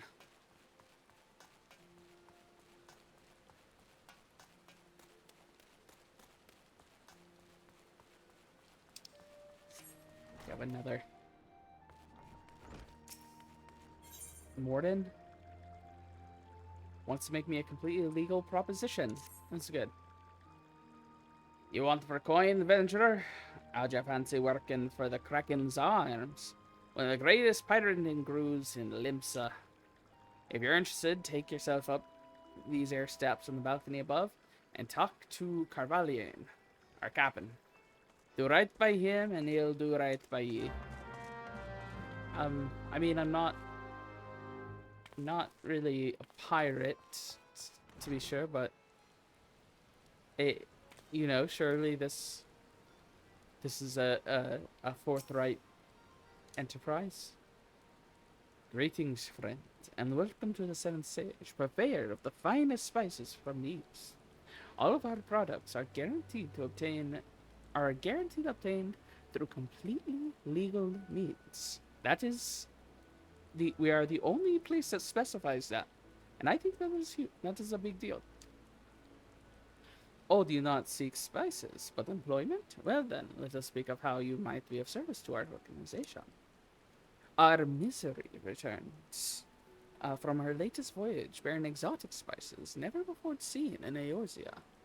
I have prepared 2 samplers, each of which I would have you deliver to certain individuals. The first is for Grenade, whom you'll find at the Coral Tower. The second is Master Limsath, the head chef of the Bismarck. And do make certain the right person gets the right set. Now go, and return here once you've accomplished the task. Yeah, that seems perfectly legal. It's just taking spices to a restaurant. I can do that.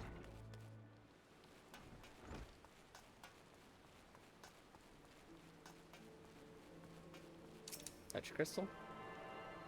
Always touch a crystal.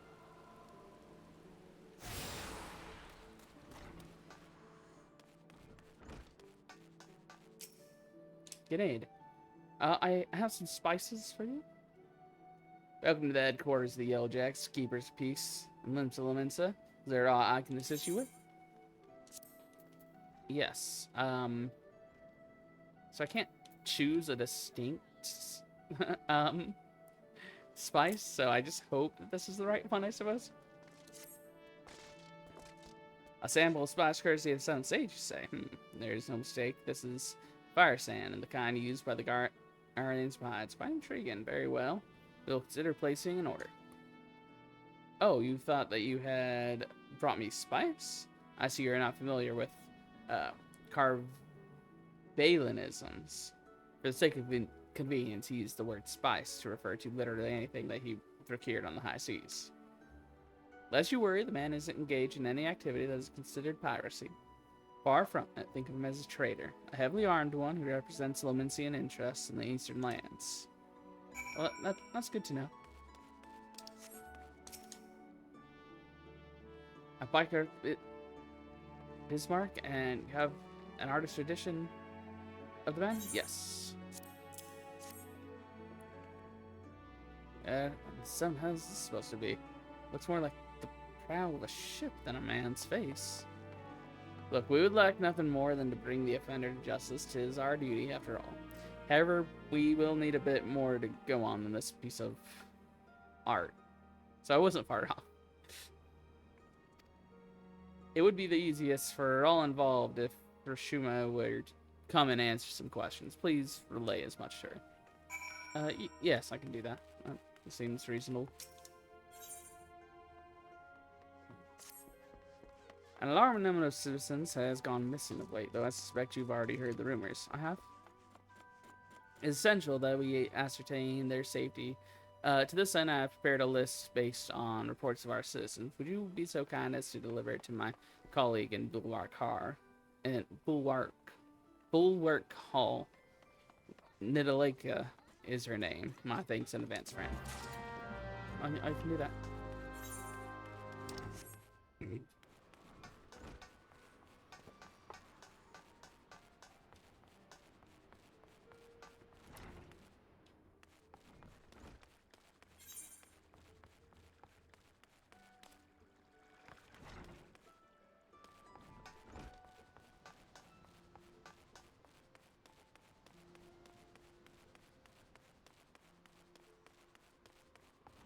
All right.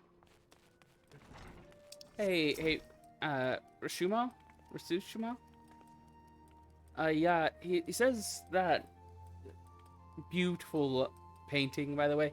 He just wants to go and, like, talk to you about the crime. You know, like most crimes are reported. Oh, so you've spoken to Gothard.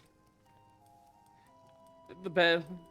The yellow jackets will have the swine scratch locked in dungeon, and then I'll take my fillet knife and... Huh? Oh. Gobert wants me to go to Coral Tower for questioning? But what more information does he want that my drawing doesn't already provide? Isn't a picture supposed to be painted 1,000 words? Yes, and it does. It's just they need maybe like 1,001 words. Maybe just a few more words. Level up. I learned the action physic. A new sample from the 7th stage. Alright, let's have a whiff on it then.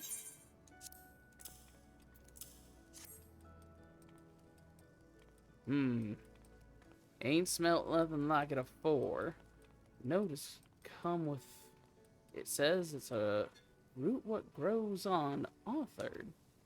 Aside, Authard was under Imperial rule. Wow, the 7 hells did Carvalane manage to get all of this?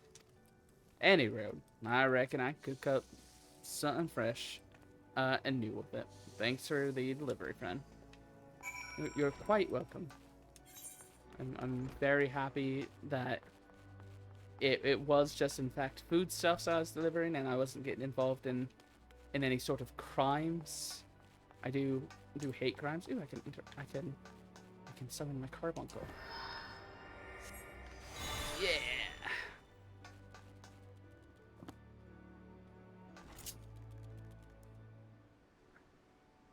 Let's say.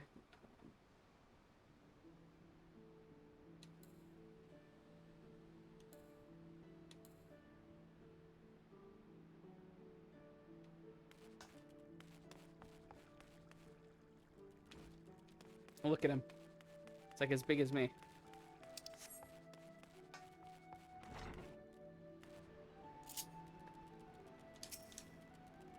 Oh, I didn't mean to talk to you, Gerald.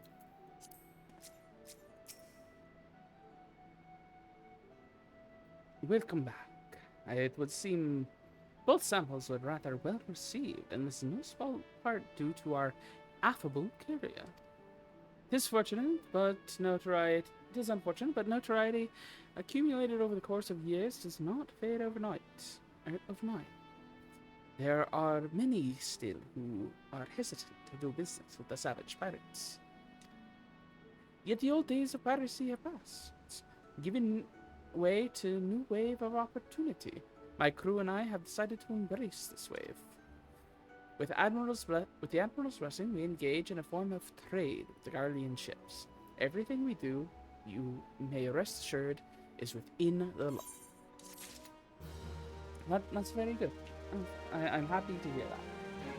You know, I wouldn't have been... Obviously, it's not my business if it wasn't, but, you know, I'm glad I wasn't, implicated in anything illegal. It's more where the concern comes from. I need to get rid of this little...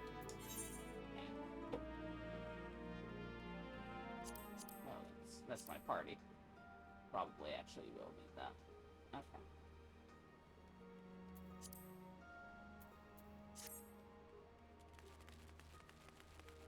Carbuncle's just gonna be there.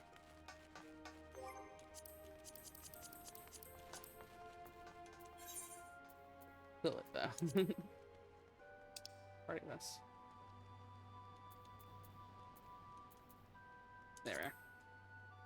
Wait, no. I do want to hide party list one solo.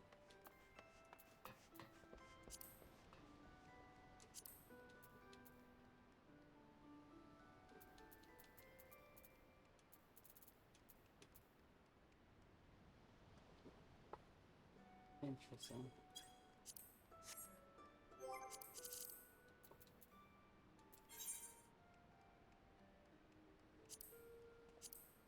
Where's the part of the party? Is there?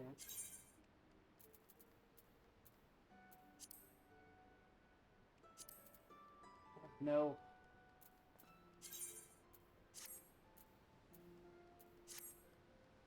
I have no idea how to get rid of the thing that just says Carbuncle on there.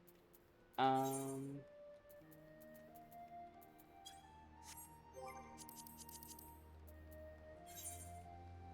feel like it would be.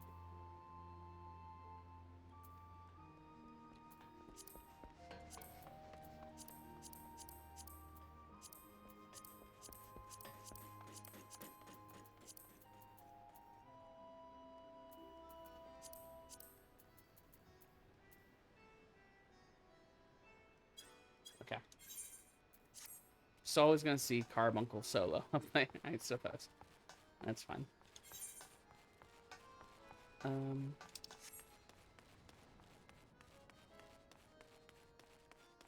All right. Well, I've done a bit of adventuring. I've delivered several packages. I've told people things, messages around the city. Ah, there you are, Levin. Enjoy your jaunt around the city, did we?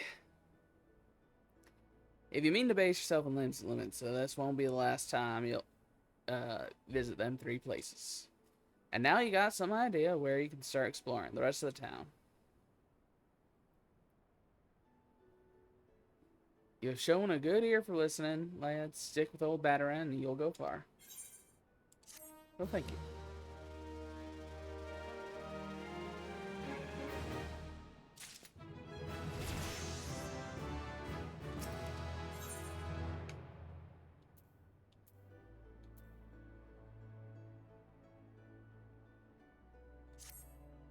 Still in Limsa, are you, Levin? How'd you fancy a trip outside the city walls? I'd like you to visit an orchard by the name of Summerford Farms. Ever heard of the place? The owner's Stalewind is an old mate of mine. He's got himself a crew of mostly reformed pirate types. If you can believe that, and has been trying to bring a bit of life back into the fields after the calamity ruined the soil. You mentioned need another hand or two, and your name sprang to mind. I gave you a glowing recommendation, so make sure you work hard and impress the old bastard. You need directions, the place ain't hard to find. Just take the Zephyr Gate out of the city and follow the road northeast.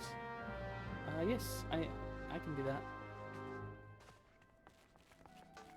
Hey, you lied to me about those herbs. They were just kind of just regular herbs.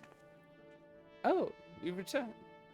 I hope you do not harbor any ill will towards me for my earlier description. You see, I believe the most important lesson for a green adventurer is to learn that he should always question the motives of everyone he meets.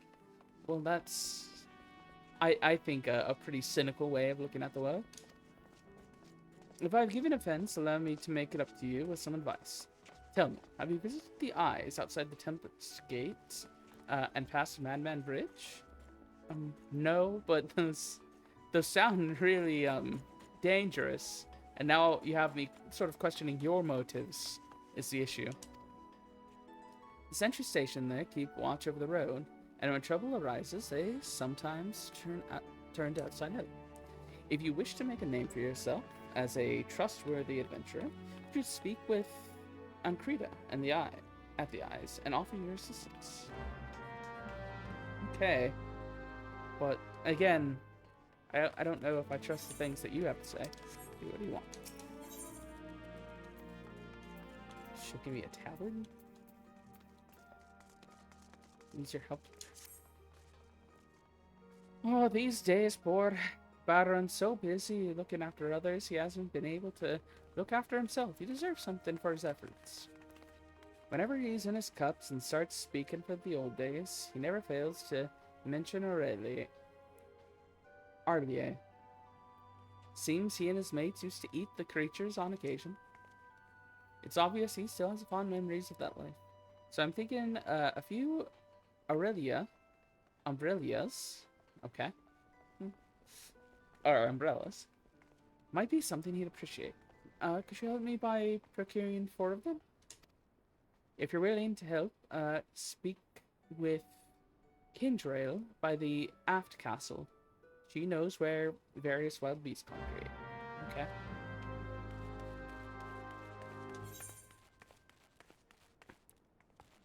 Did I get this? Did I touch this crystal over here?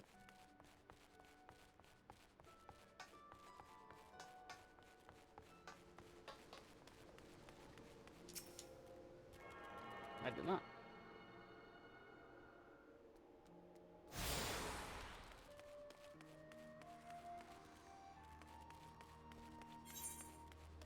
Oh, what? What? No. What was this? I don't know what that was. It's so scary.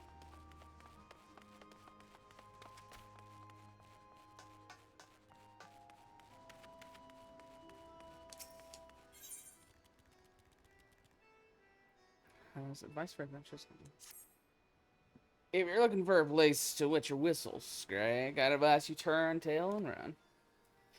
Captain Rosewin's in no mood to entertain customers this morning. And even when she is, she ain't particularly good at it. Although maybe dealing with a customer the sort of shot what might shake her from her doldrums. But if you mean to venture inside the missing member, you best remember to pay your proper respects to the captain, lest you ain't afraid of going missing. Kneeling a 4 would be a good start.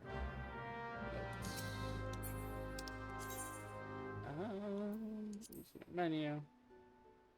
What desired email from this? Yeah.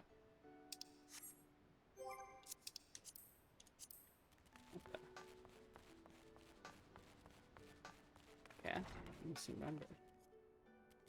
Are you gonna? Is this where the kidnappers are? No. Want me to kneel?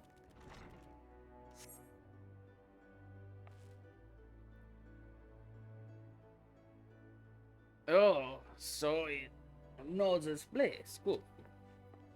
If only the Krakens had the same sense of propriety. Bastards keep seizing every Garlean ship before we can take a crack at them. 'Tis a sorry state of affair when your crew reduced to praying and leaving to that mangy bunch of man-boys. My younger self would be rightly disappointed to see how far we've fallen. Want me to be disappointed? Disappointed. Oh no, I'm so disappointed. So you do know something of me, eh? But you simply ain't worth more than a pint of piss. It's well and good. We got the Admiral's permission to capture Guardian ships, but what's the use if we keep on getting beat to your prey? We built our reputation reaving right off the coasts of Birbrand.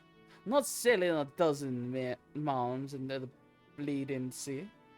The few Imperial dogs found in Lominson territory get snatched by Krakens, hunting in the open waters.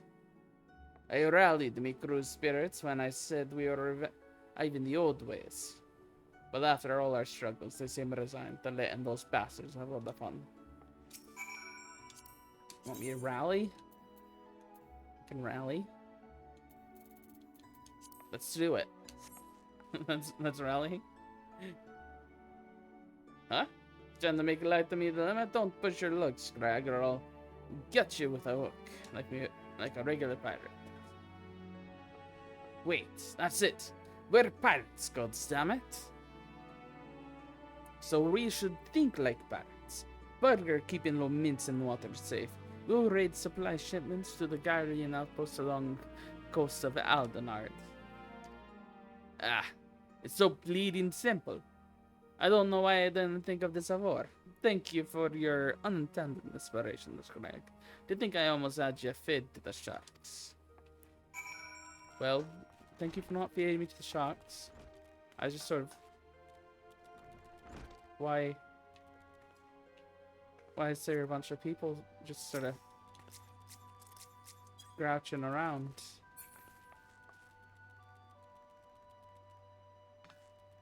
See any bleeding chairs? I don't see any bleeding chairs. That's fair. I gather our meeting with Captain went well. I could hear you correctly and all the way out there. Well, whatever you did, thank you for doing it. Last thing I need was going on another rampage, ruining deck swabs and leaving us with less meat. It ain't easy playing with the Admiral's rules, but if anyone can find a way, Captain Roswin can. Oh, I got an achievement. I don't need a tutorial for achievements. I know what those are. Go here now.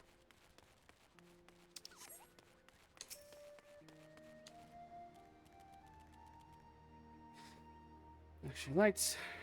God, I've never considered trying to eat one of those foul things. Nevertheless, if it's Aurelie you seek, you ought to find plenty by the river just past Tempest Gate and to the east. Okay. I don't want to go there yet. I want to do all the errands around first. Like a proper adventurer.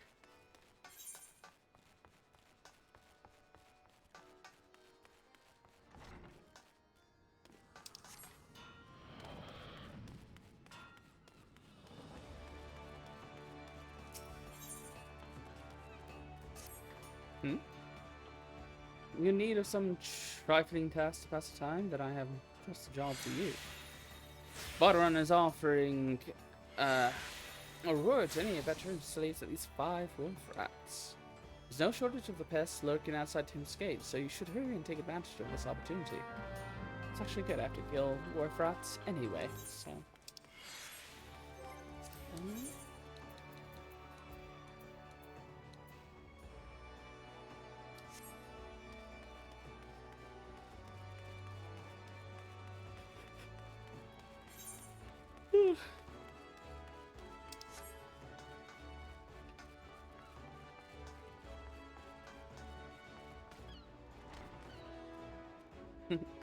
A little splay with the jump. It was very fun.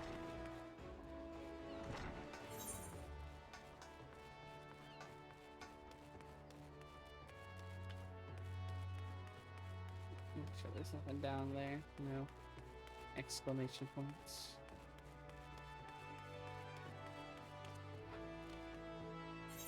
Jump. Exclamation point. I see ya. This way.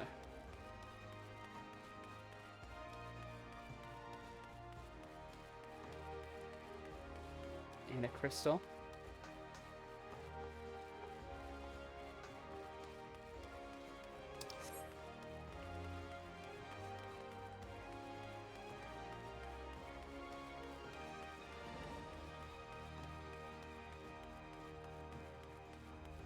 You know, for their size, this guy is truly booking it.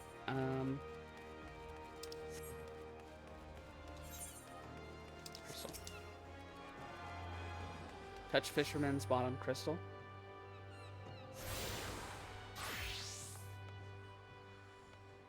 You have attuned yourself to all aetherite shards and elements. Okay. Yeah, we've touched all the crystals. We did it. And that's how you beat Final Fantasy. Touch all the crystals, just like Sonic. Oh no, I made a mistake.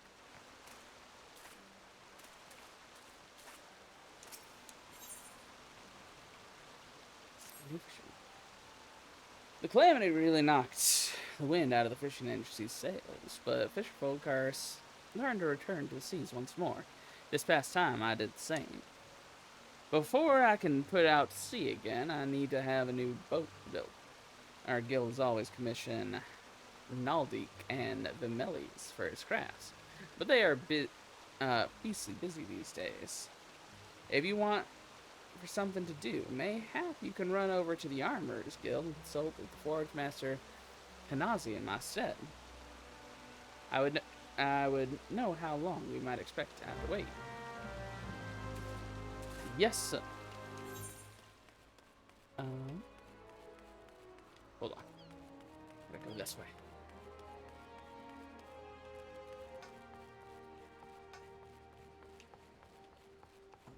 Gotta go talk.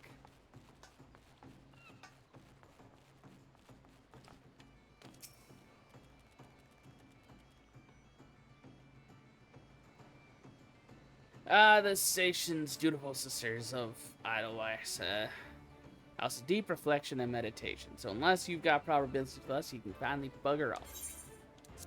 I have a package for the dutiful sisters.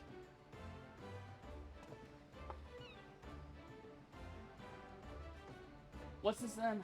Parcel of Rugair Consortium, yeah? Let's have a peek inside. Ooh, walnut bread and ginger cookies. And a few of them Bismarck finger stones, too. Consortium Coles know the right way to show appreciation. Some of them sisters have unholy appetites, so I'd best save a few bites for myself before I take this inside. Now, you let Janasa know we're always here should her boss have need of us again. Okay.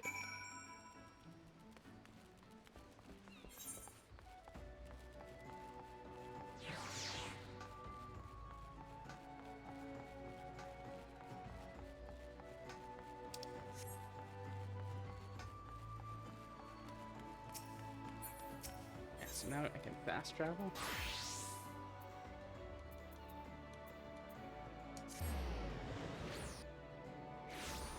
Zip around town.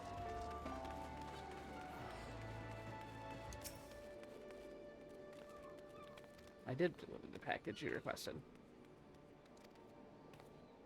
Here you're saying this, and you'll likely find out soon enough. In fact, your competent abilities and comfortable with them. Eventually, you might wish to approach them yourself.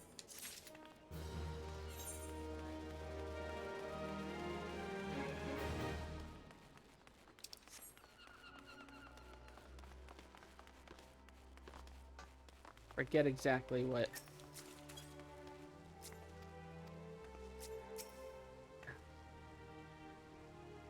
Welcome to Limslominsa. If there are you would like to know, feel free to.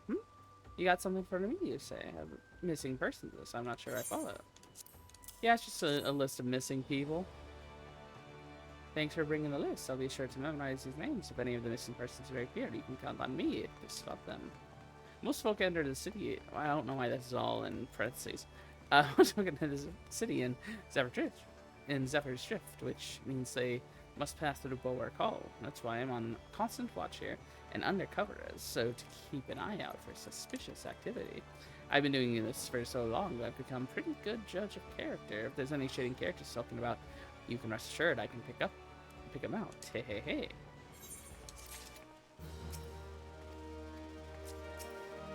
What do you want? I'm gonna keep the city bright and cheery place. Sounds like you are already in the Yellow Jacket's good graces. You truly are a model adventurer, a paragon among your fellows. Do you think you can do me a favor? You see, I'm supposed to go and fill up the street lamps with oil so that they stay lit throughout the night, but thanks to the business of missing people, I can't simply up and leave my post. If you could tend to the street lamps in my stead, I'd be eternally grateful. Oh, and when you're finished, please fetch more oil from Sisapu in the Fisherman's Guild. We're running low, and she has care of our stores.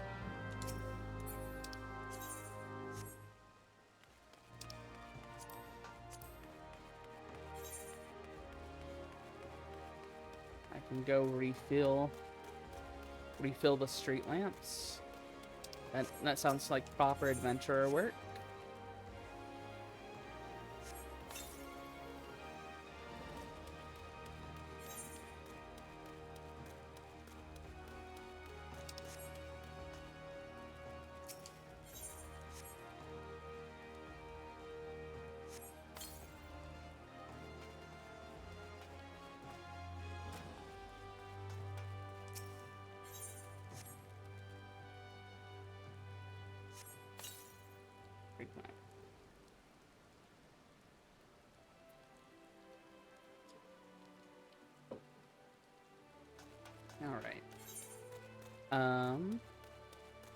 Think I go down? No. Go in this tower. Okay. Ah, they're there. See him from here.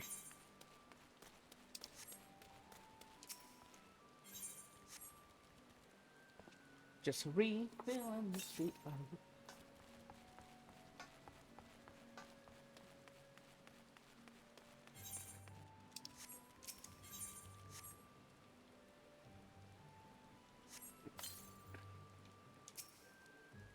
That's right, Carbuncle. Nope. Can I pet? I can pet the Carbuncle.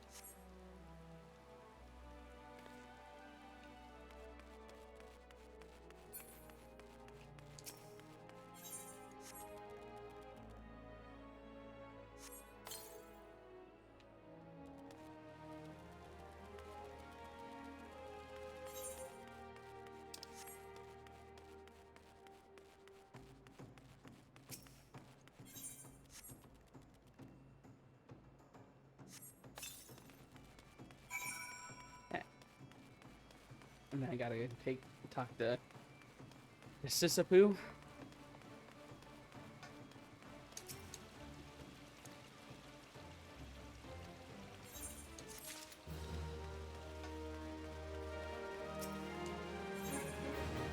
Okay. I want to go to the Armorer's Guild.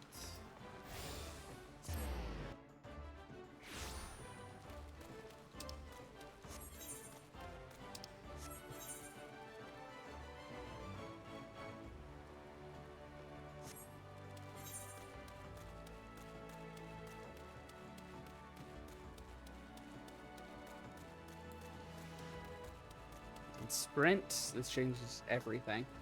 I can only sprint on a cooldown. That's very funny. But it changes a little bit, I suppose. A new boat for the Fisherman's Guild. I'm afraid now isn't the best time. You see, we've recently taken on commission for a galleon. This task alone has all our hands full. But look, I'll see what we can do. The Fisherman's Guild has long been one of our best clients, and I would be loath to disappoint Sisapu. It may yet take a while, but I shall endeavor to have her boat ready in a timely fashion. Do you want potion or ether? Ether I can only use it once every 5 minutes. Potion I can use it once every 25 seconds. Probably that then. Gonna have to manage my mana. I don't know that an ether once every 5 minutes is gonna be incredibly helpful.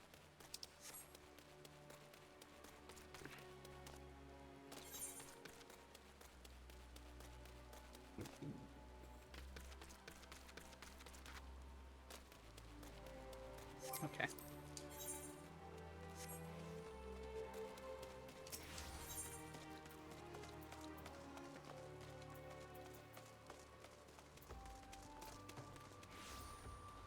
Is everything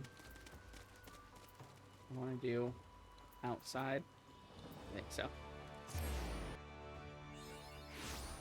Okay. It's time.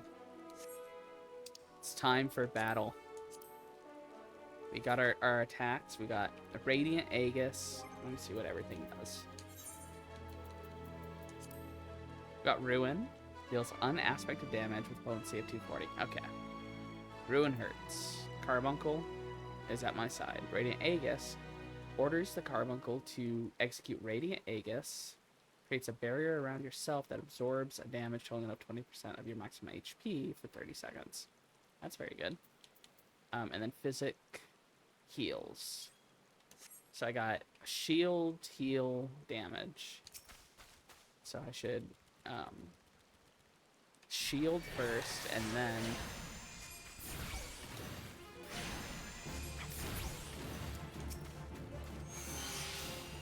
yes, I don't need a thing to tell me what experience points are. Go. Must kill the little ladybugs.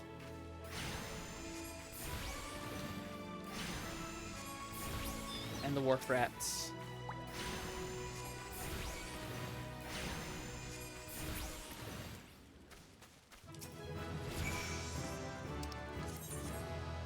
Oh. Oh no. That's where they decided to put that? That's where you thought that would be like a good place to put like an element of your UI? It's insane.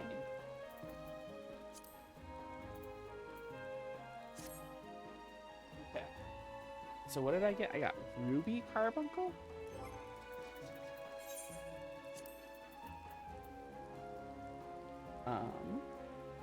Ruby Glitter and Ruby. Aether Charge. Increase.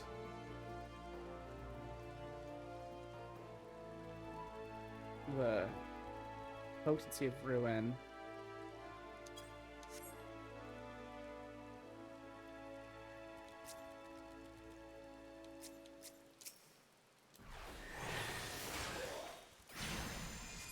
Can't seem to use them yet. Maybe I have to advance in my job.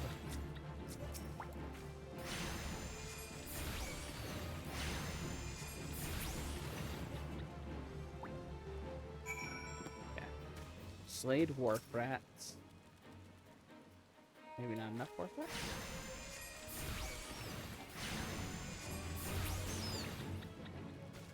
Okay. Slayed Wharf Rats. Do need to slay more Wharf Rats.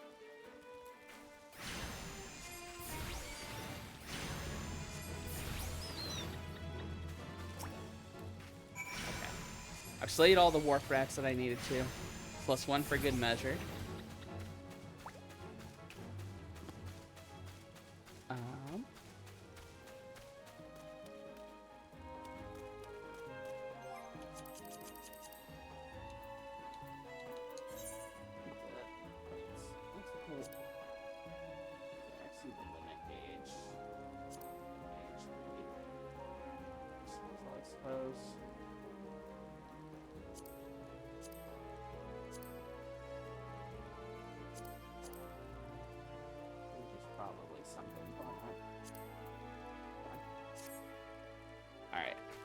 Killed wharf rats and little ladybugs.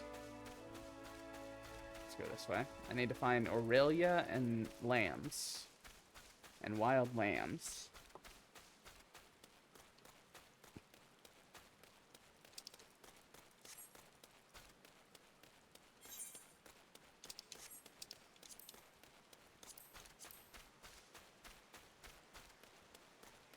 Fate system.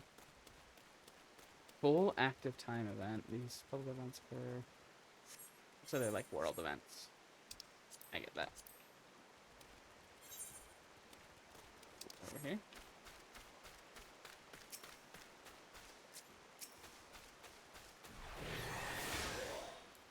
Summon our Aegis, and then we're gonna ruin them.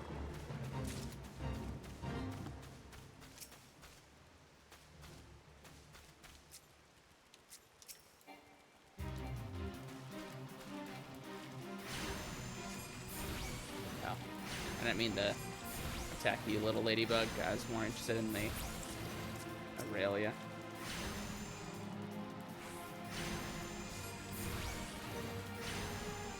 I need to get their umbrellas. Spartan likes to eat their umbrellas.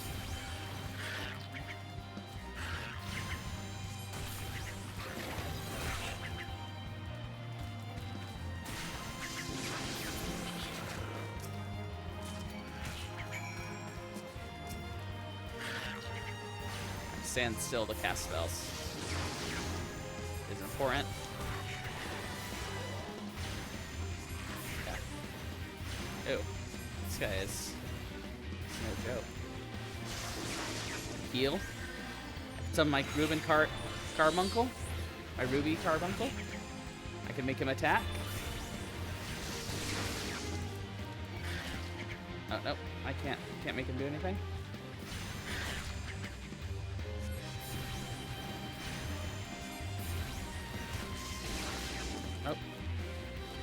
been interrupted. I need to heal.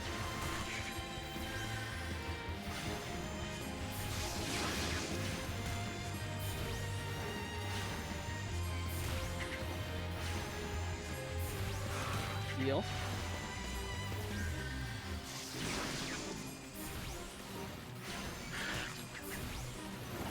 Cast that.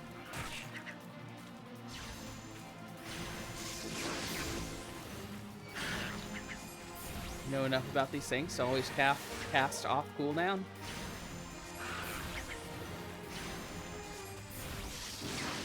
And not saying anything that's highlighted. Got my Ruby Carbuncle. He's burning them with fire. Need to heal.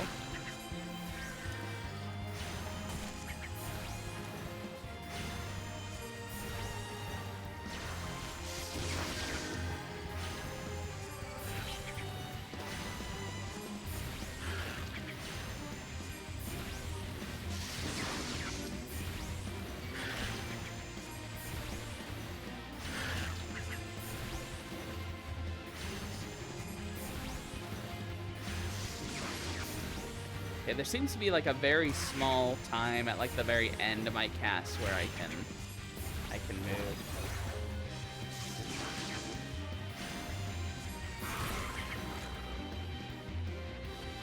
Done it. Got the fate reward.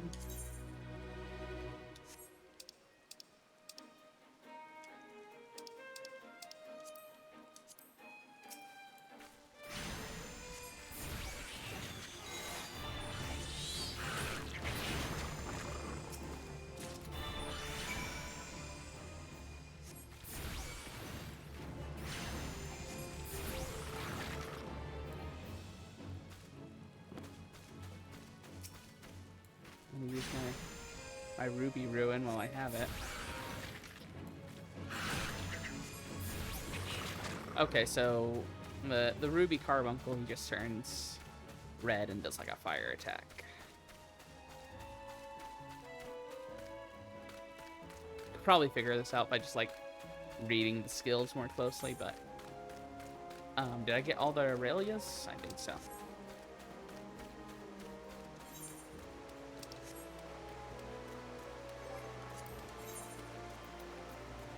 I need to find sheep though.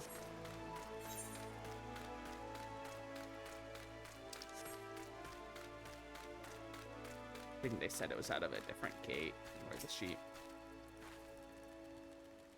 Somebody told me you come to work for me. I'm afraid we've been had. We're known to hire adventurers, 'tis true, but we always go through the Adventurers Guild. If I wanted to assign you duties, Yellow Jacket regulations prevent me from doing so directly.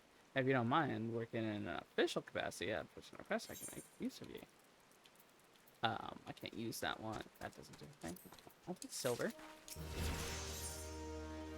Frida Century hat at the eyes.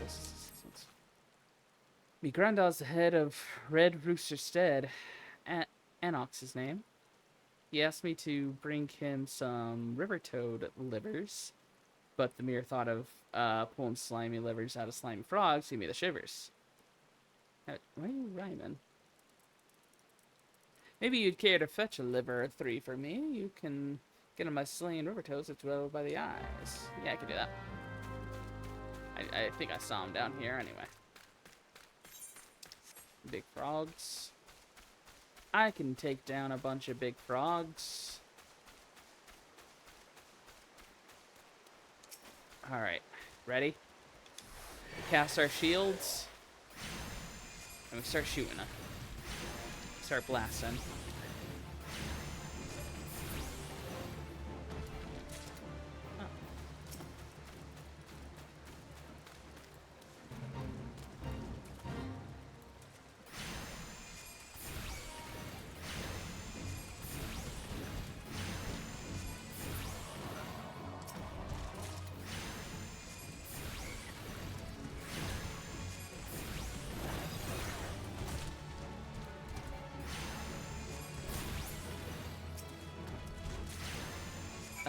So Aether Charge charges up that little carbuncle gauge.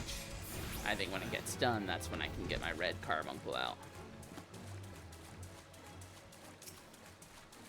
Yeah. Oh.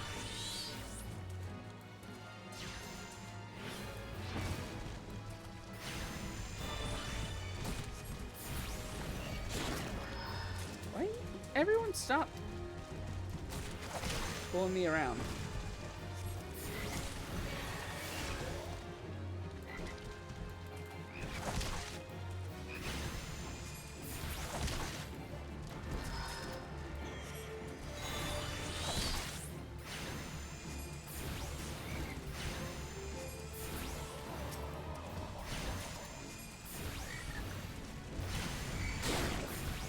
Stop! Everyone calm down. Cane toads. Trying to hop on me. Okay.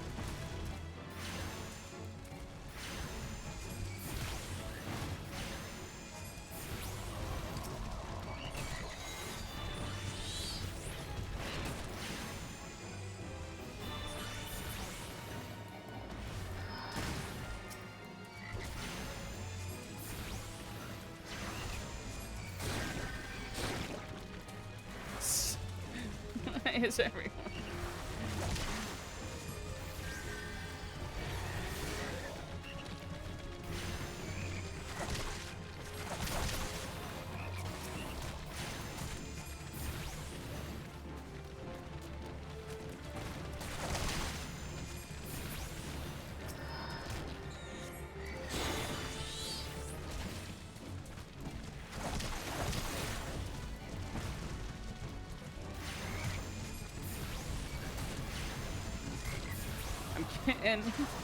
I'm getting just absolutely massacred by these frogs here.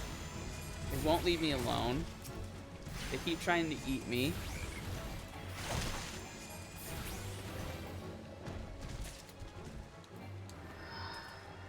Okay. I think everyone's calmed down.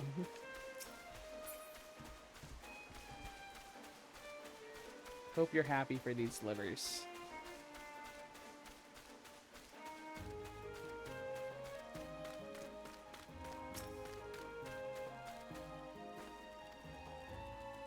Do you mind delivering? He said. Red Rooster's steady. Turn. Jesus. First you have me fight a billion toads, and then you can't even just walk them over to your grandpa.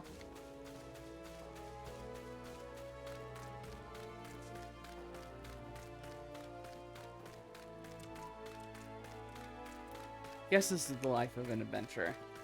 You kill frogs and then you take them to the grandpa.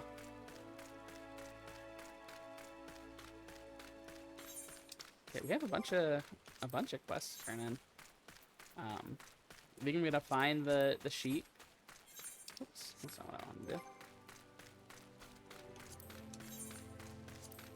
I'm gonna find the sheep, get them, and then turn in all these quests. And I'm gonna call it for now. This was fun. I'm not gonna accept all these quests right now. I swear this is the last time I send that granddaughter of mine to fetch river toad livers. Yeah, I have them. Wow, these are the livers I asked for. I should have known better. And Krita's been dainty since she was a wee lass. I regret the trouble we caused you. I heard the New Worlders use fish livers as fertilizer, so I thought I'd give it a toad a try.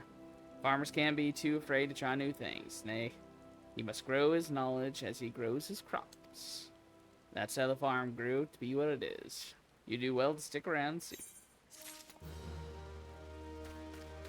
Well, I'm sure I'll be back out here soon. Gonna head back. Oh wait, I can do return.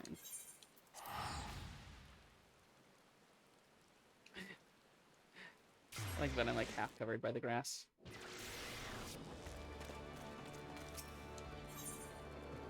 Alright, I need to find lambs.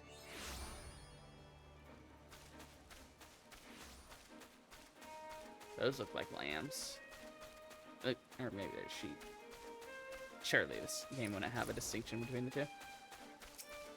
Yeah, they're lost lambs. Alright.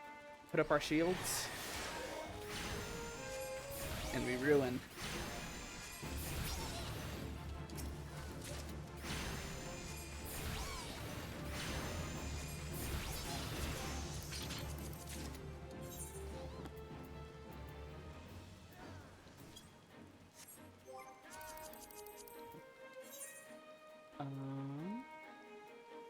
How do I do auto?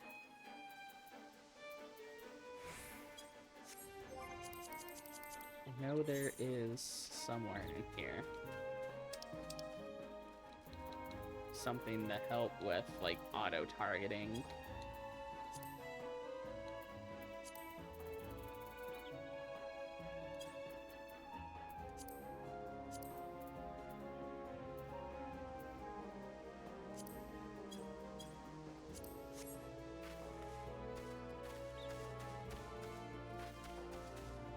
That's better.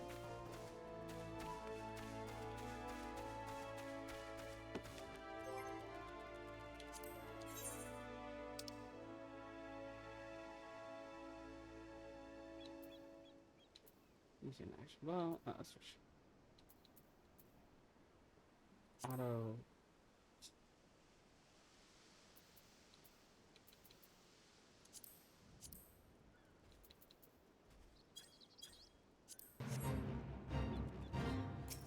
There we go.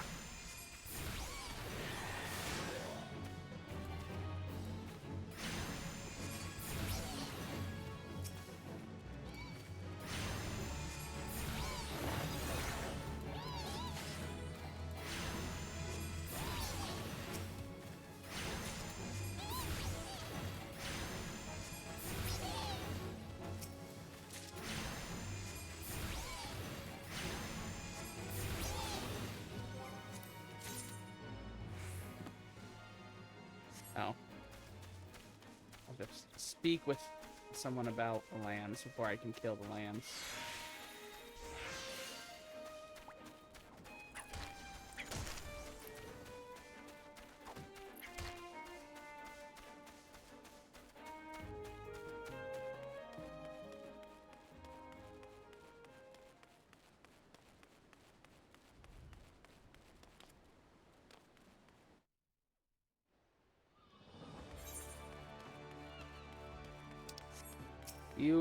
Do you have stuff to tell me about the lambs? Okay.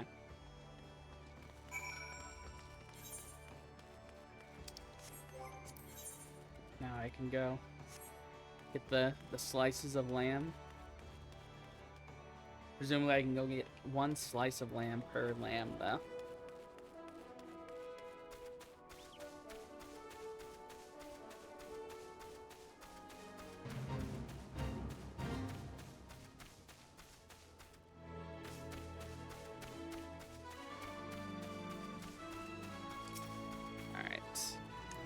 Put up our shields. And we attack. We attack. We turn on our thing. We ruin. We ruin them.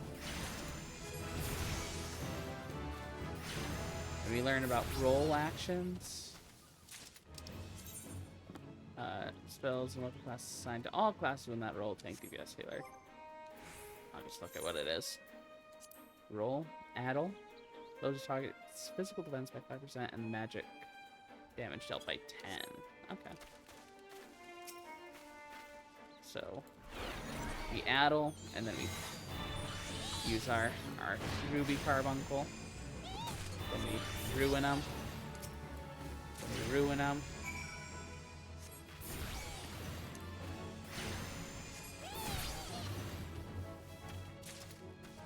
Let's see what ruby ruin is doing differently. Gunshine. Yeah. Ruby Ruin deals fire damage to a single target. So it's the same, I assume, it's just specifically does fire damage instead. Oh, but it's free. It's a free cast. Okay. That's good.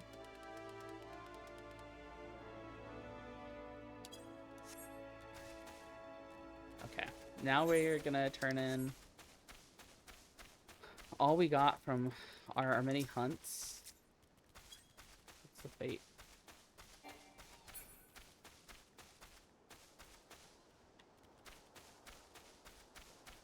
We've hunted ladybugs and rats and sheep. We've braved the wilds. We were almost devoured by toads.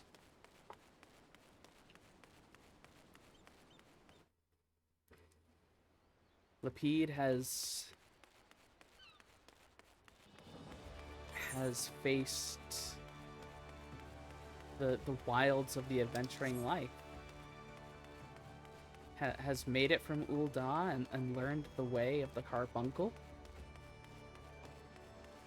Has delivered parcels and messages throughout Limsa Lominsa. Is on his way, becoming the greatest adventurer Eorzea has ever seen. Have you ever had any luck obtaining the fresh land? Please hurry. My guests are arriving any moment now. You waited till your guests are arriving any moment to, like, get your ingredients? That's crazy. But yes, I have it. Here. 4 slices of fresh... Also, are you only having 4 slices of fresh... Are you... I feel like you maybe haven't thought your business plan through. Give me some bronze. Okay.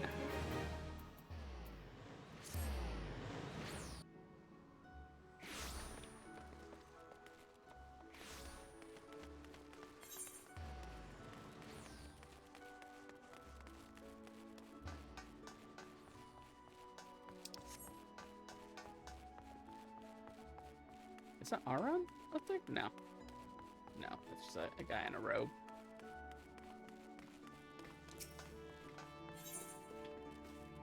Hey, I have some, like, jellyfish tops for you to eat. Stooshby. Gee, these names are wild. Stooshby said an adventurer might be dropping by to deliver something special. Thank you, lad. Yeah, here's some Aurelia umbrellas. Els, lad, you didn't have to go out all this trouble.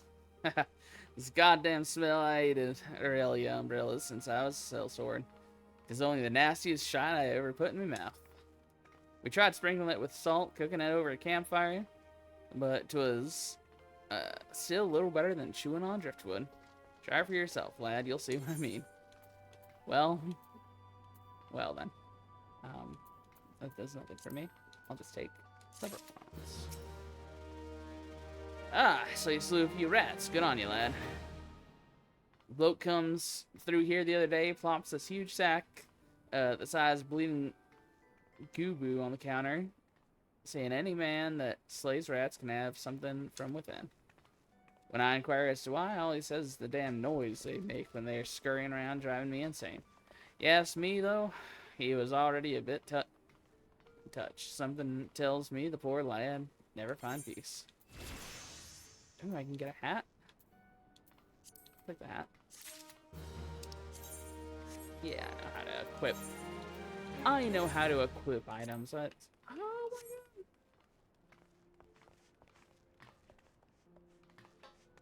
How do I need to turn off.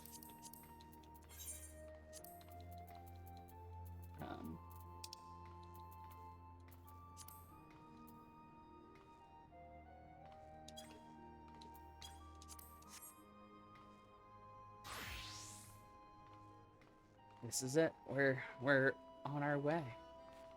We got a little hat.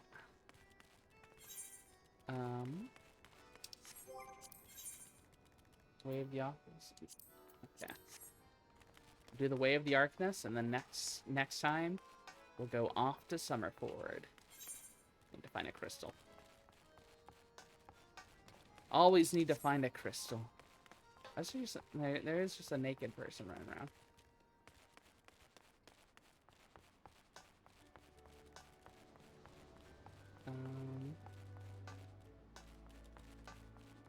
Little crystals.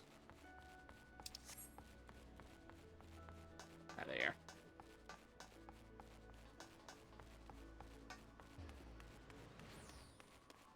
Okay.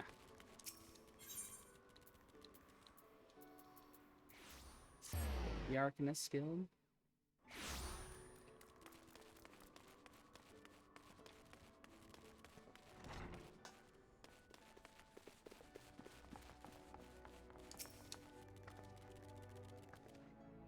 I see the creatures beyond the city's walls pose you little threat. It is with great pleasure, then, that I formally recognize your initiation to the guild. From this day forth, you may proudly bear the title of Arcanist. I suggest you continue your forays into the wilderness and keep the pages of your grimoire from turning.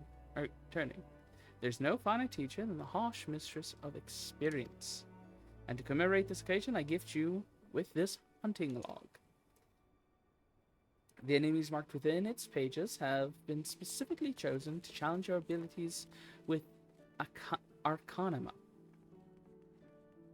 When you devise a new strategy or tactic, you now have a ready source of opponents on which to test it.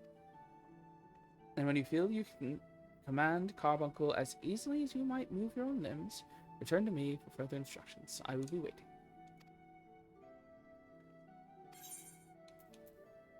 Got some raisins. She's giving me raisins. I'll accept that quest later. And this is where we end our first forays into the wilds of Final Fantasy XIV.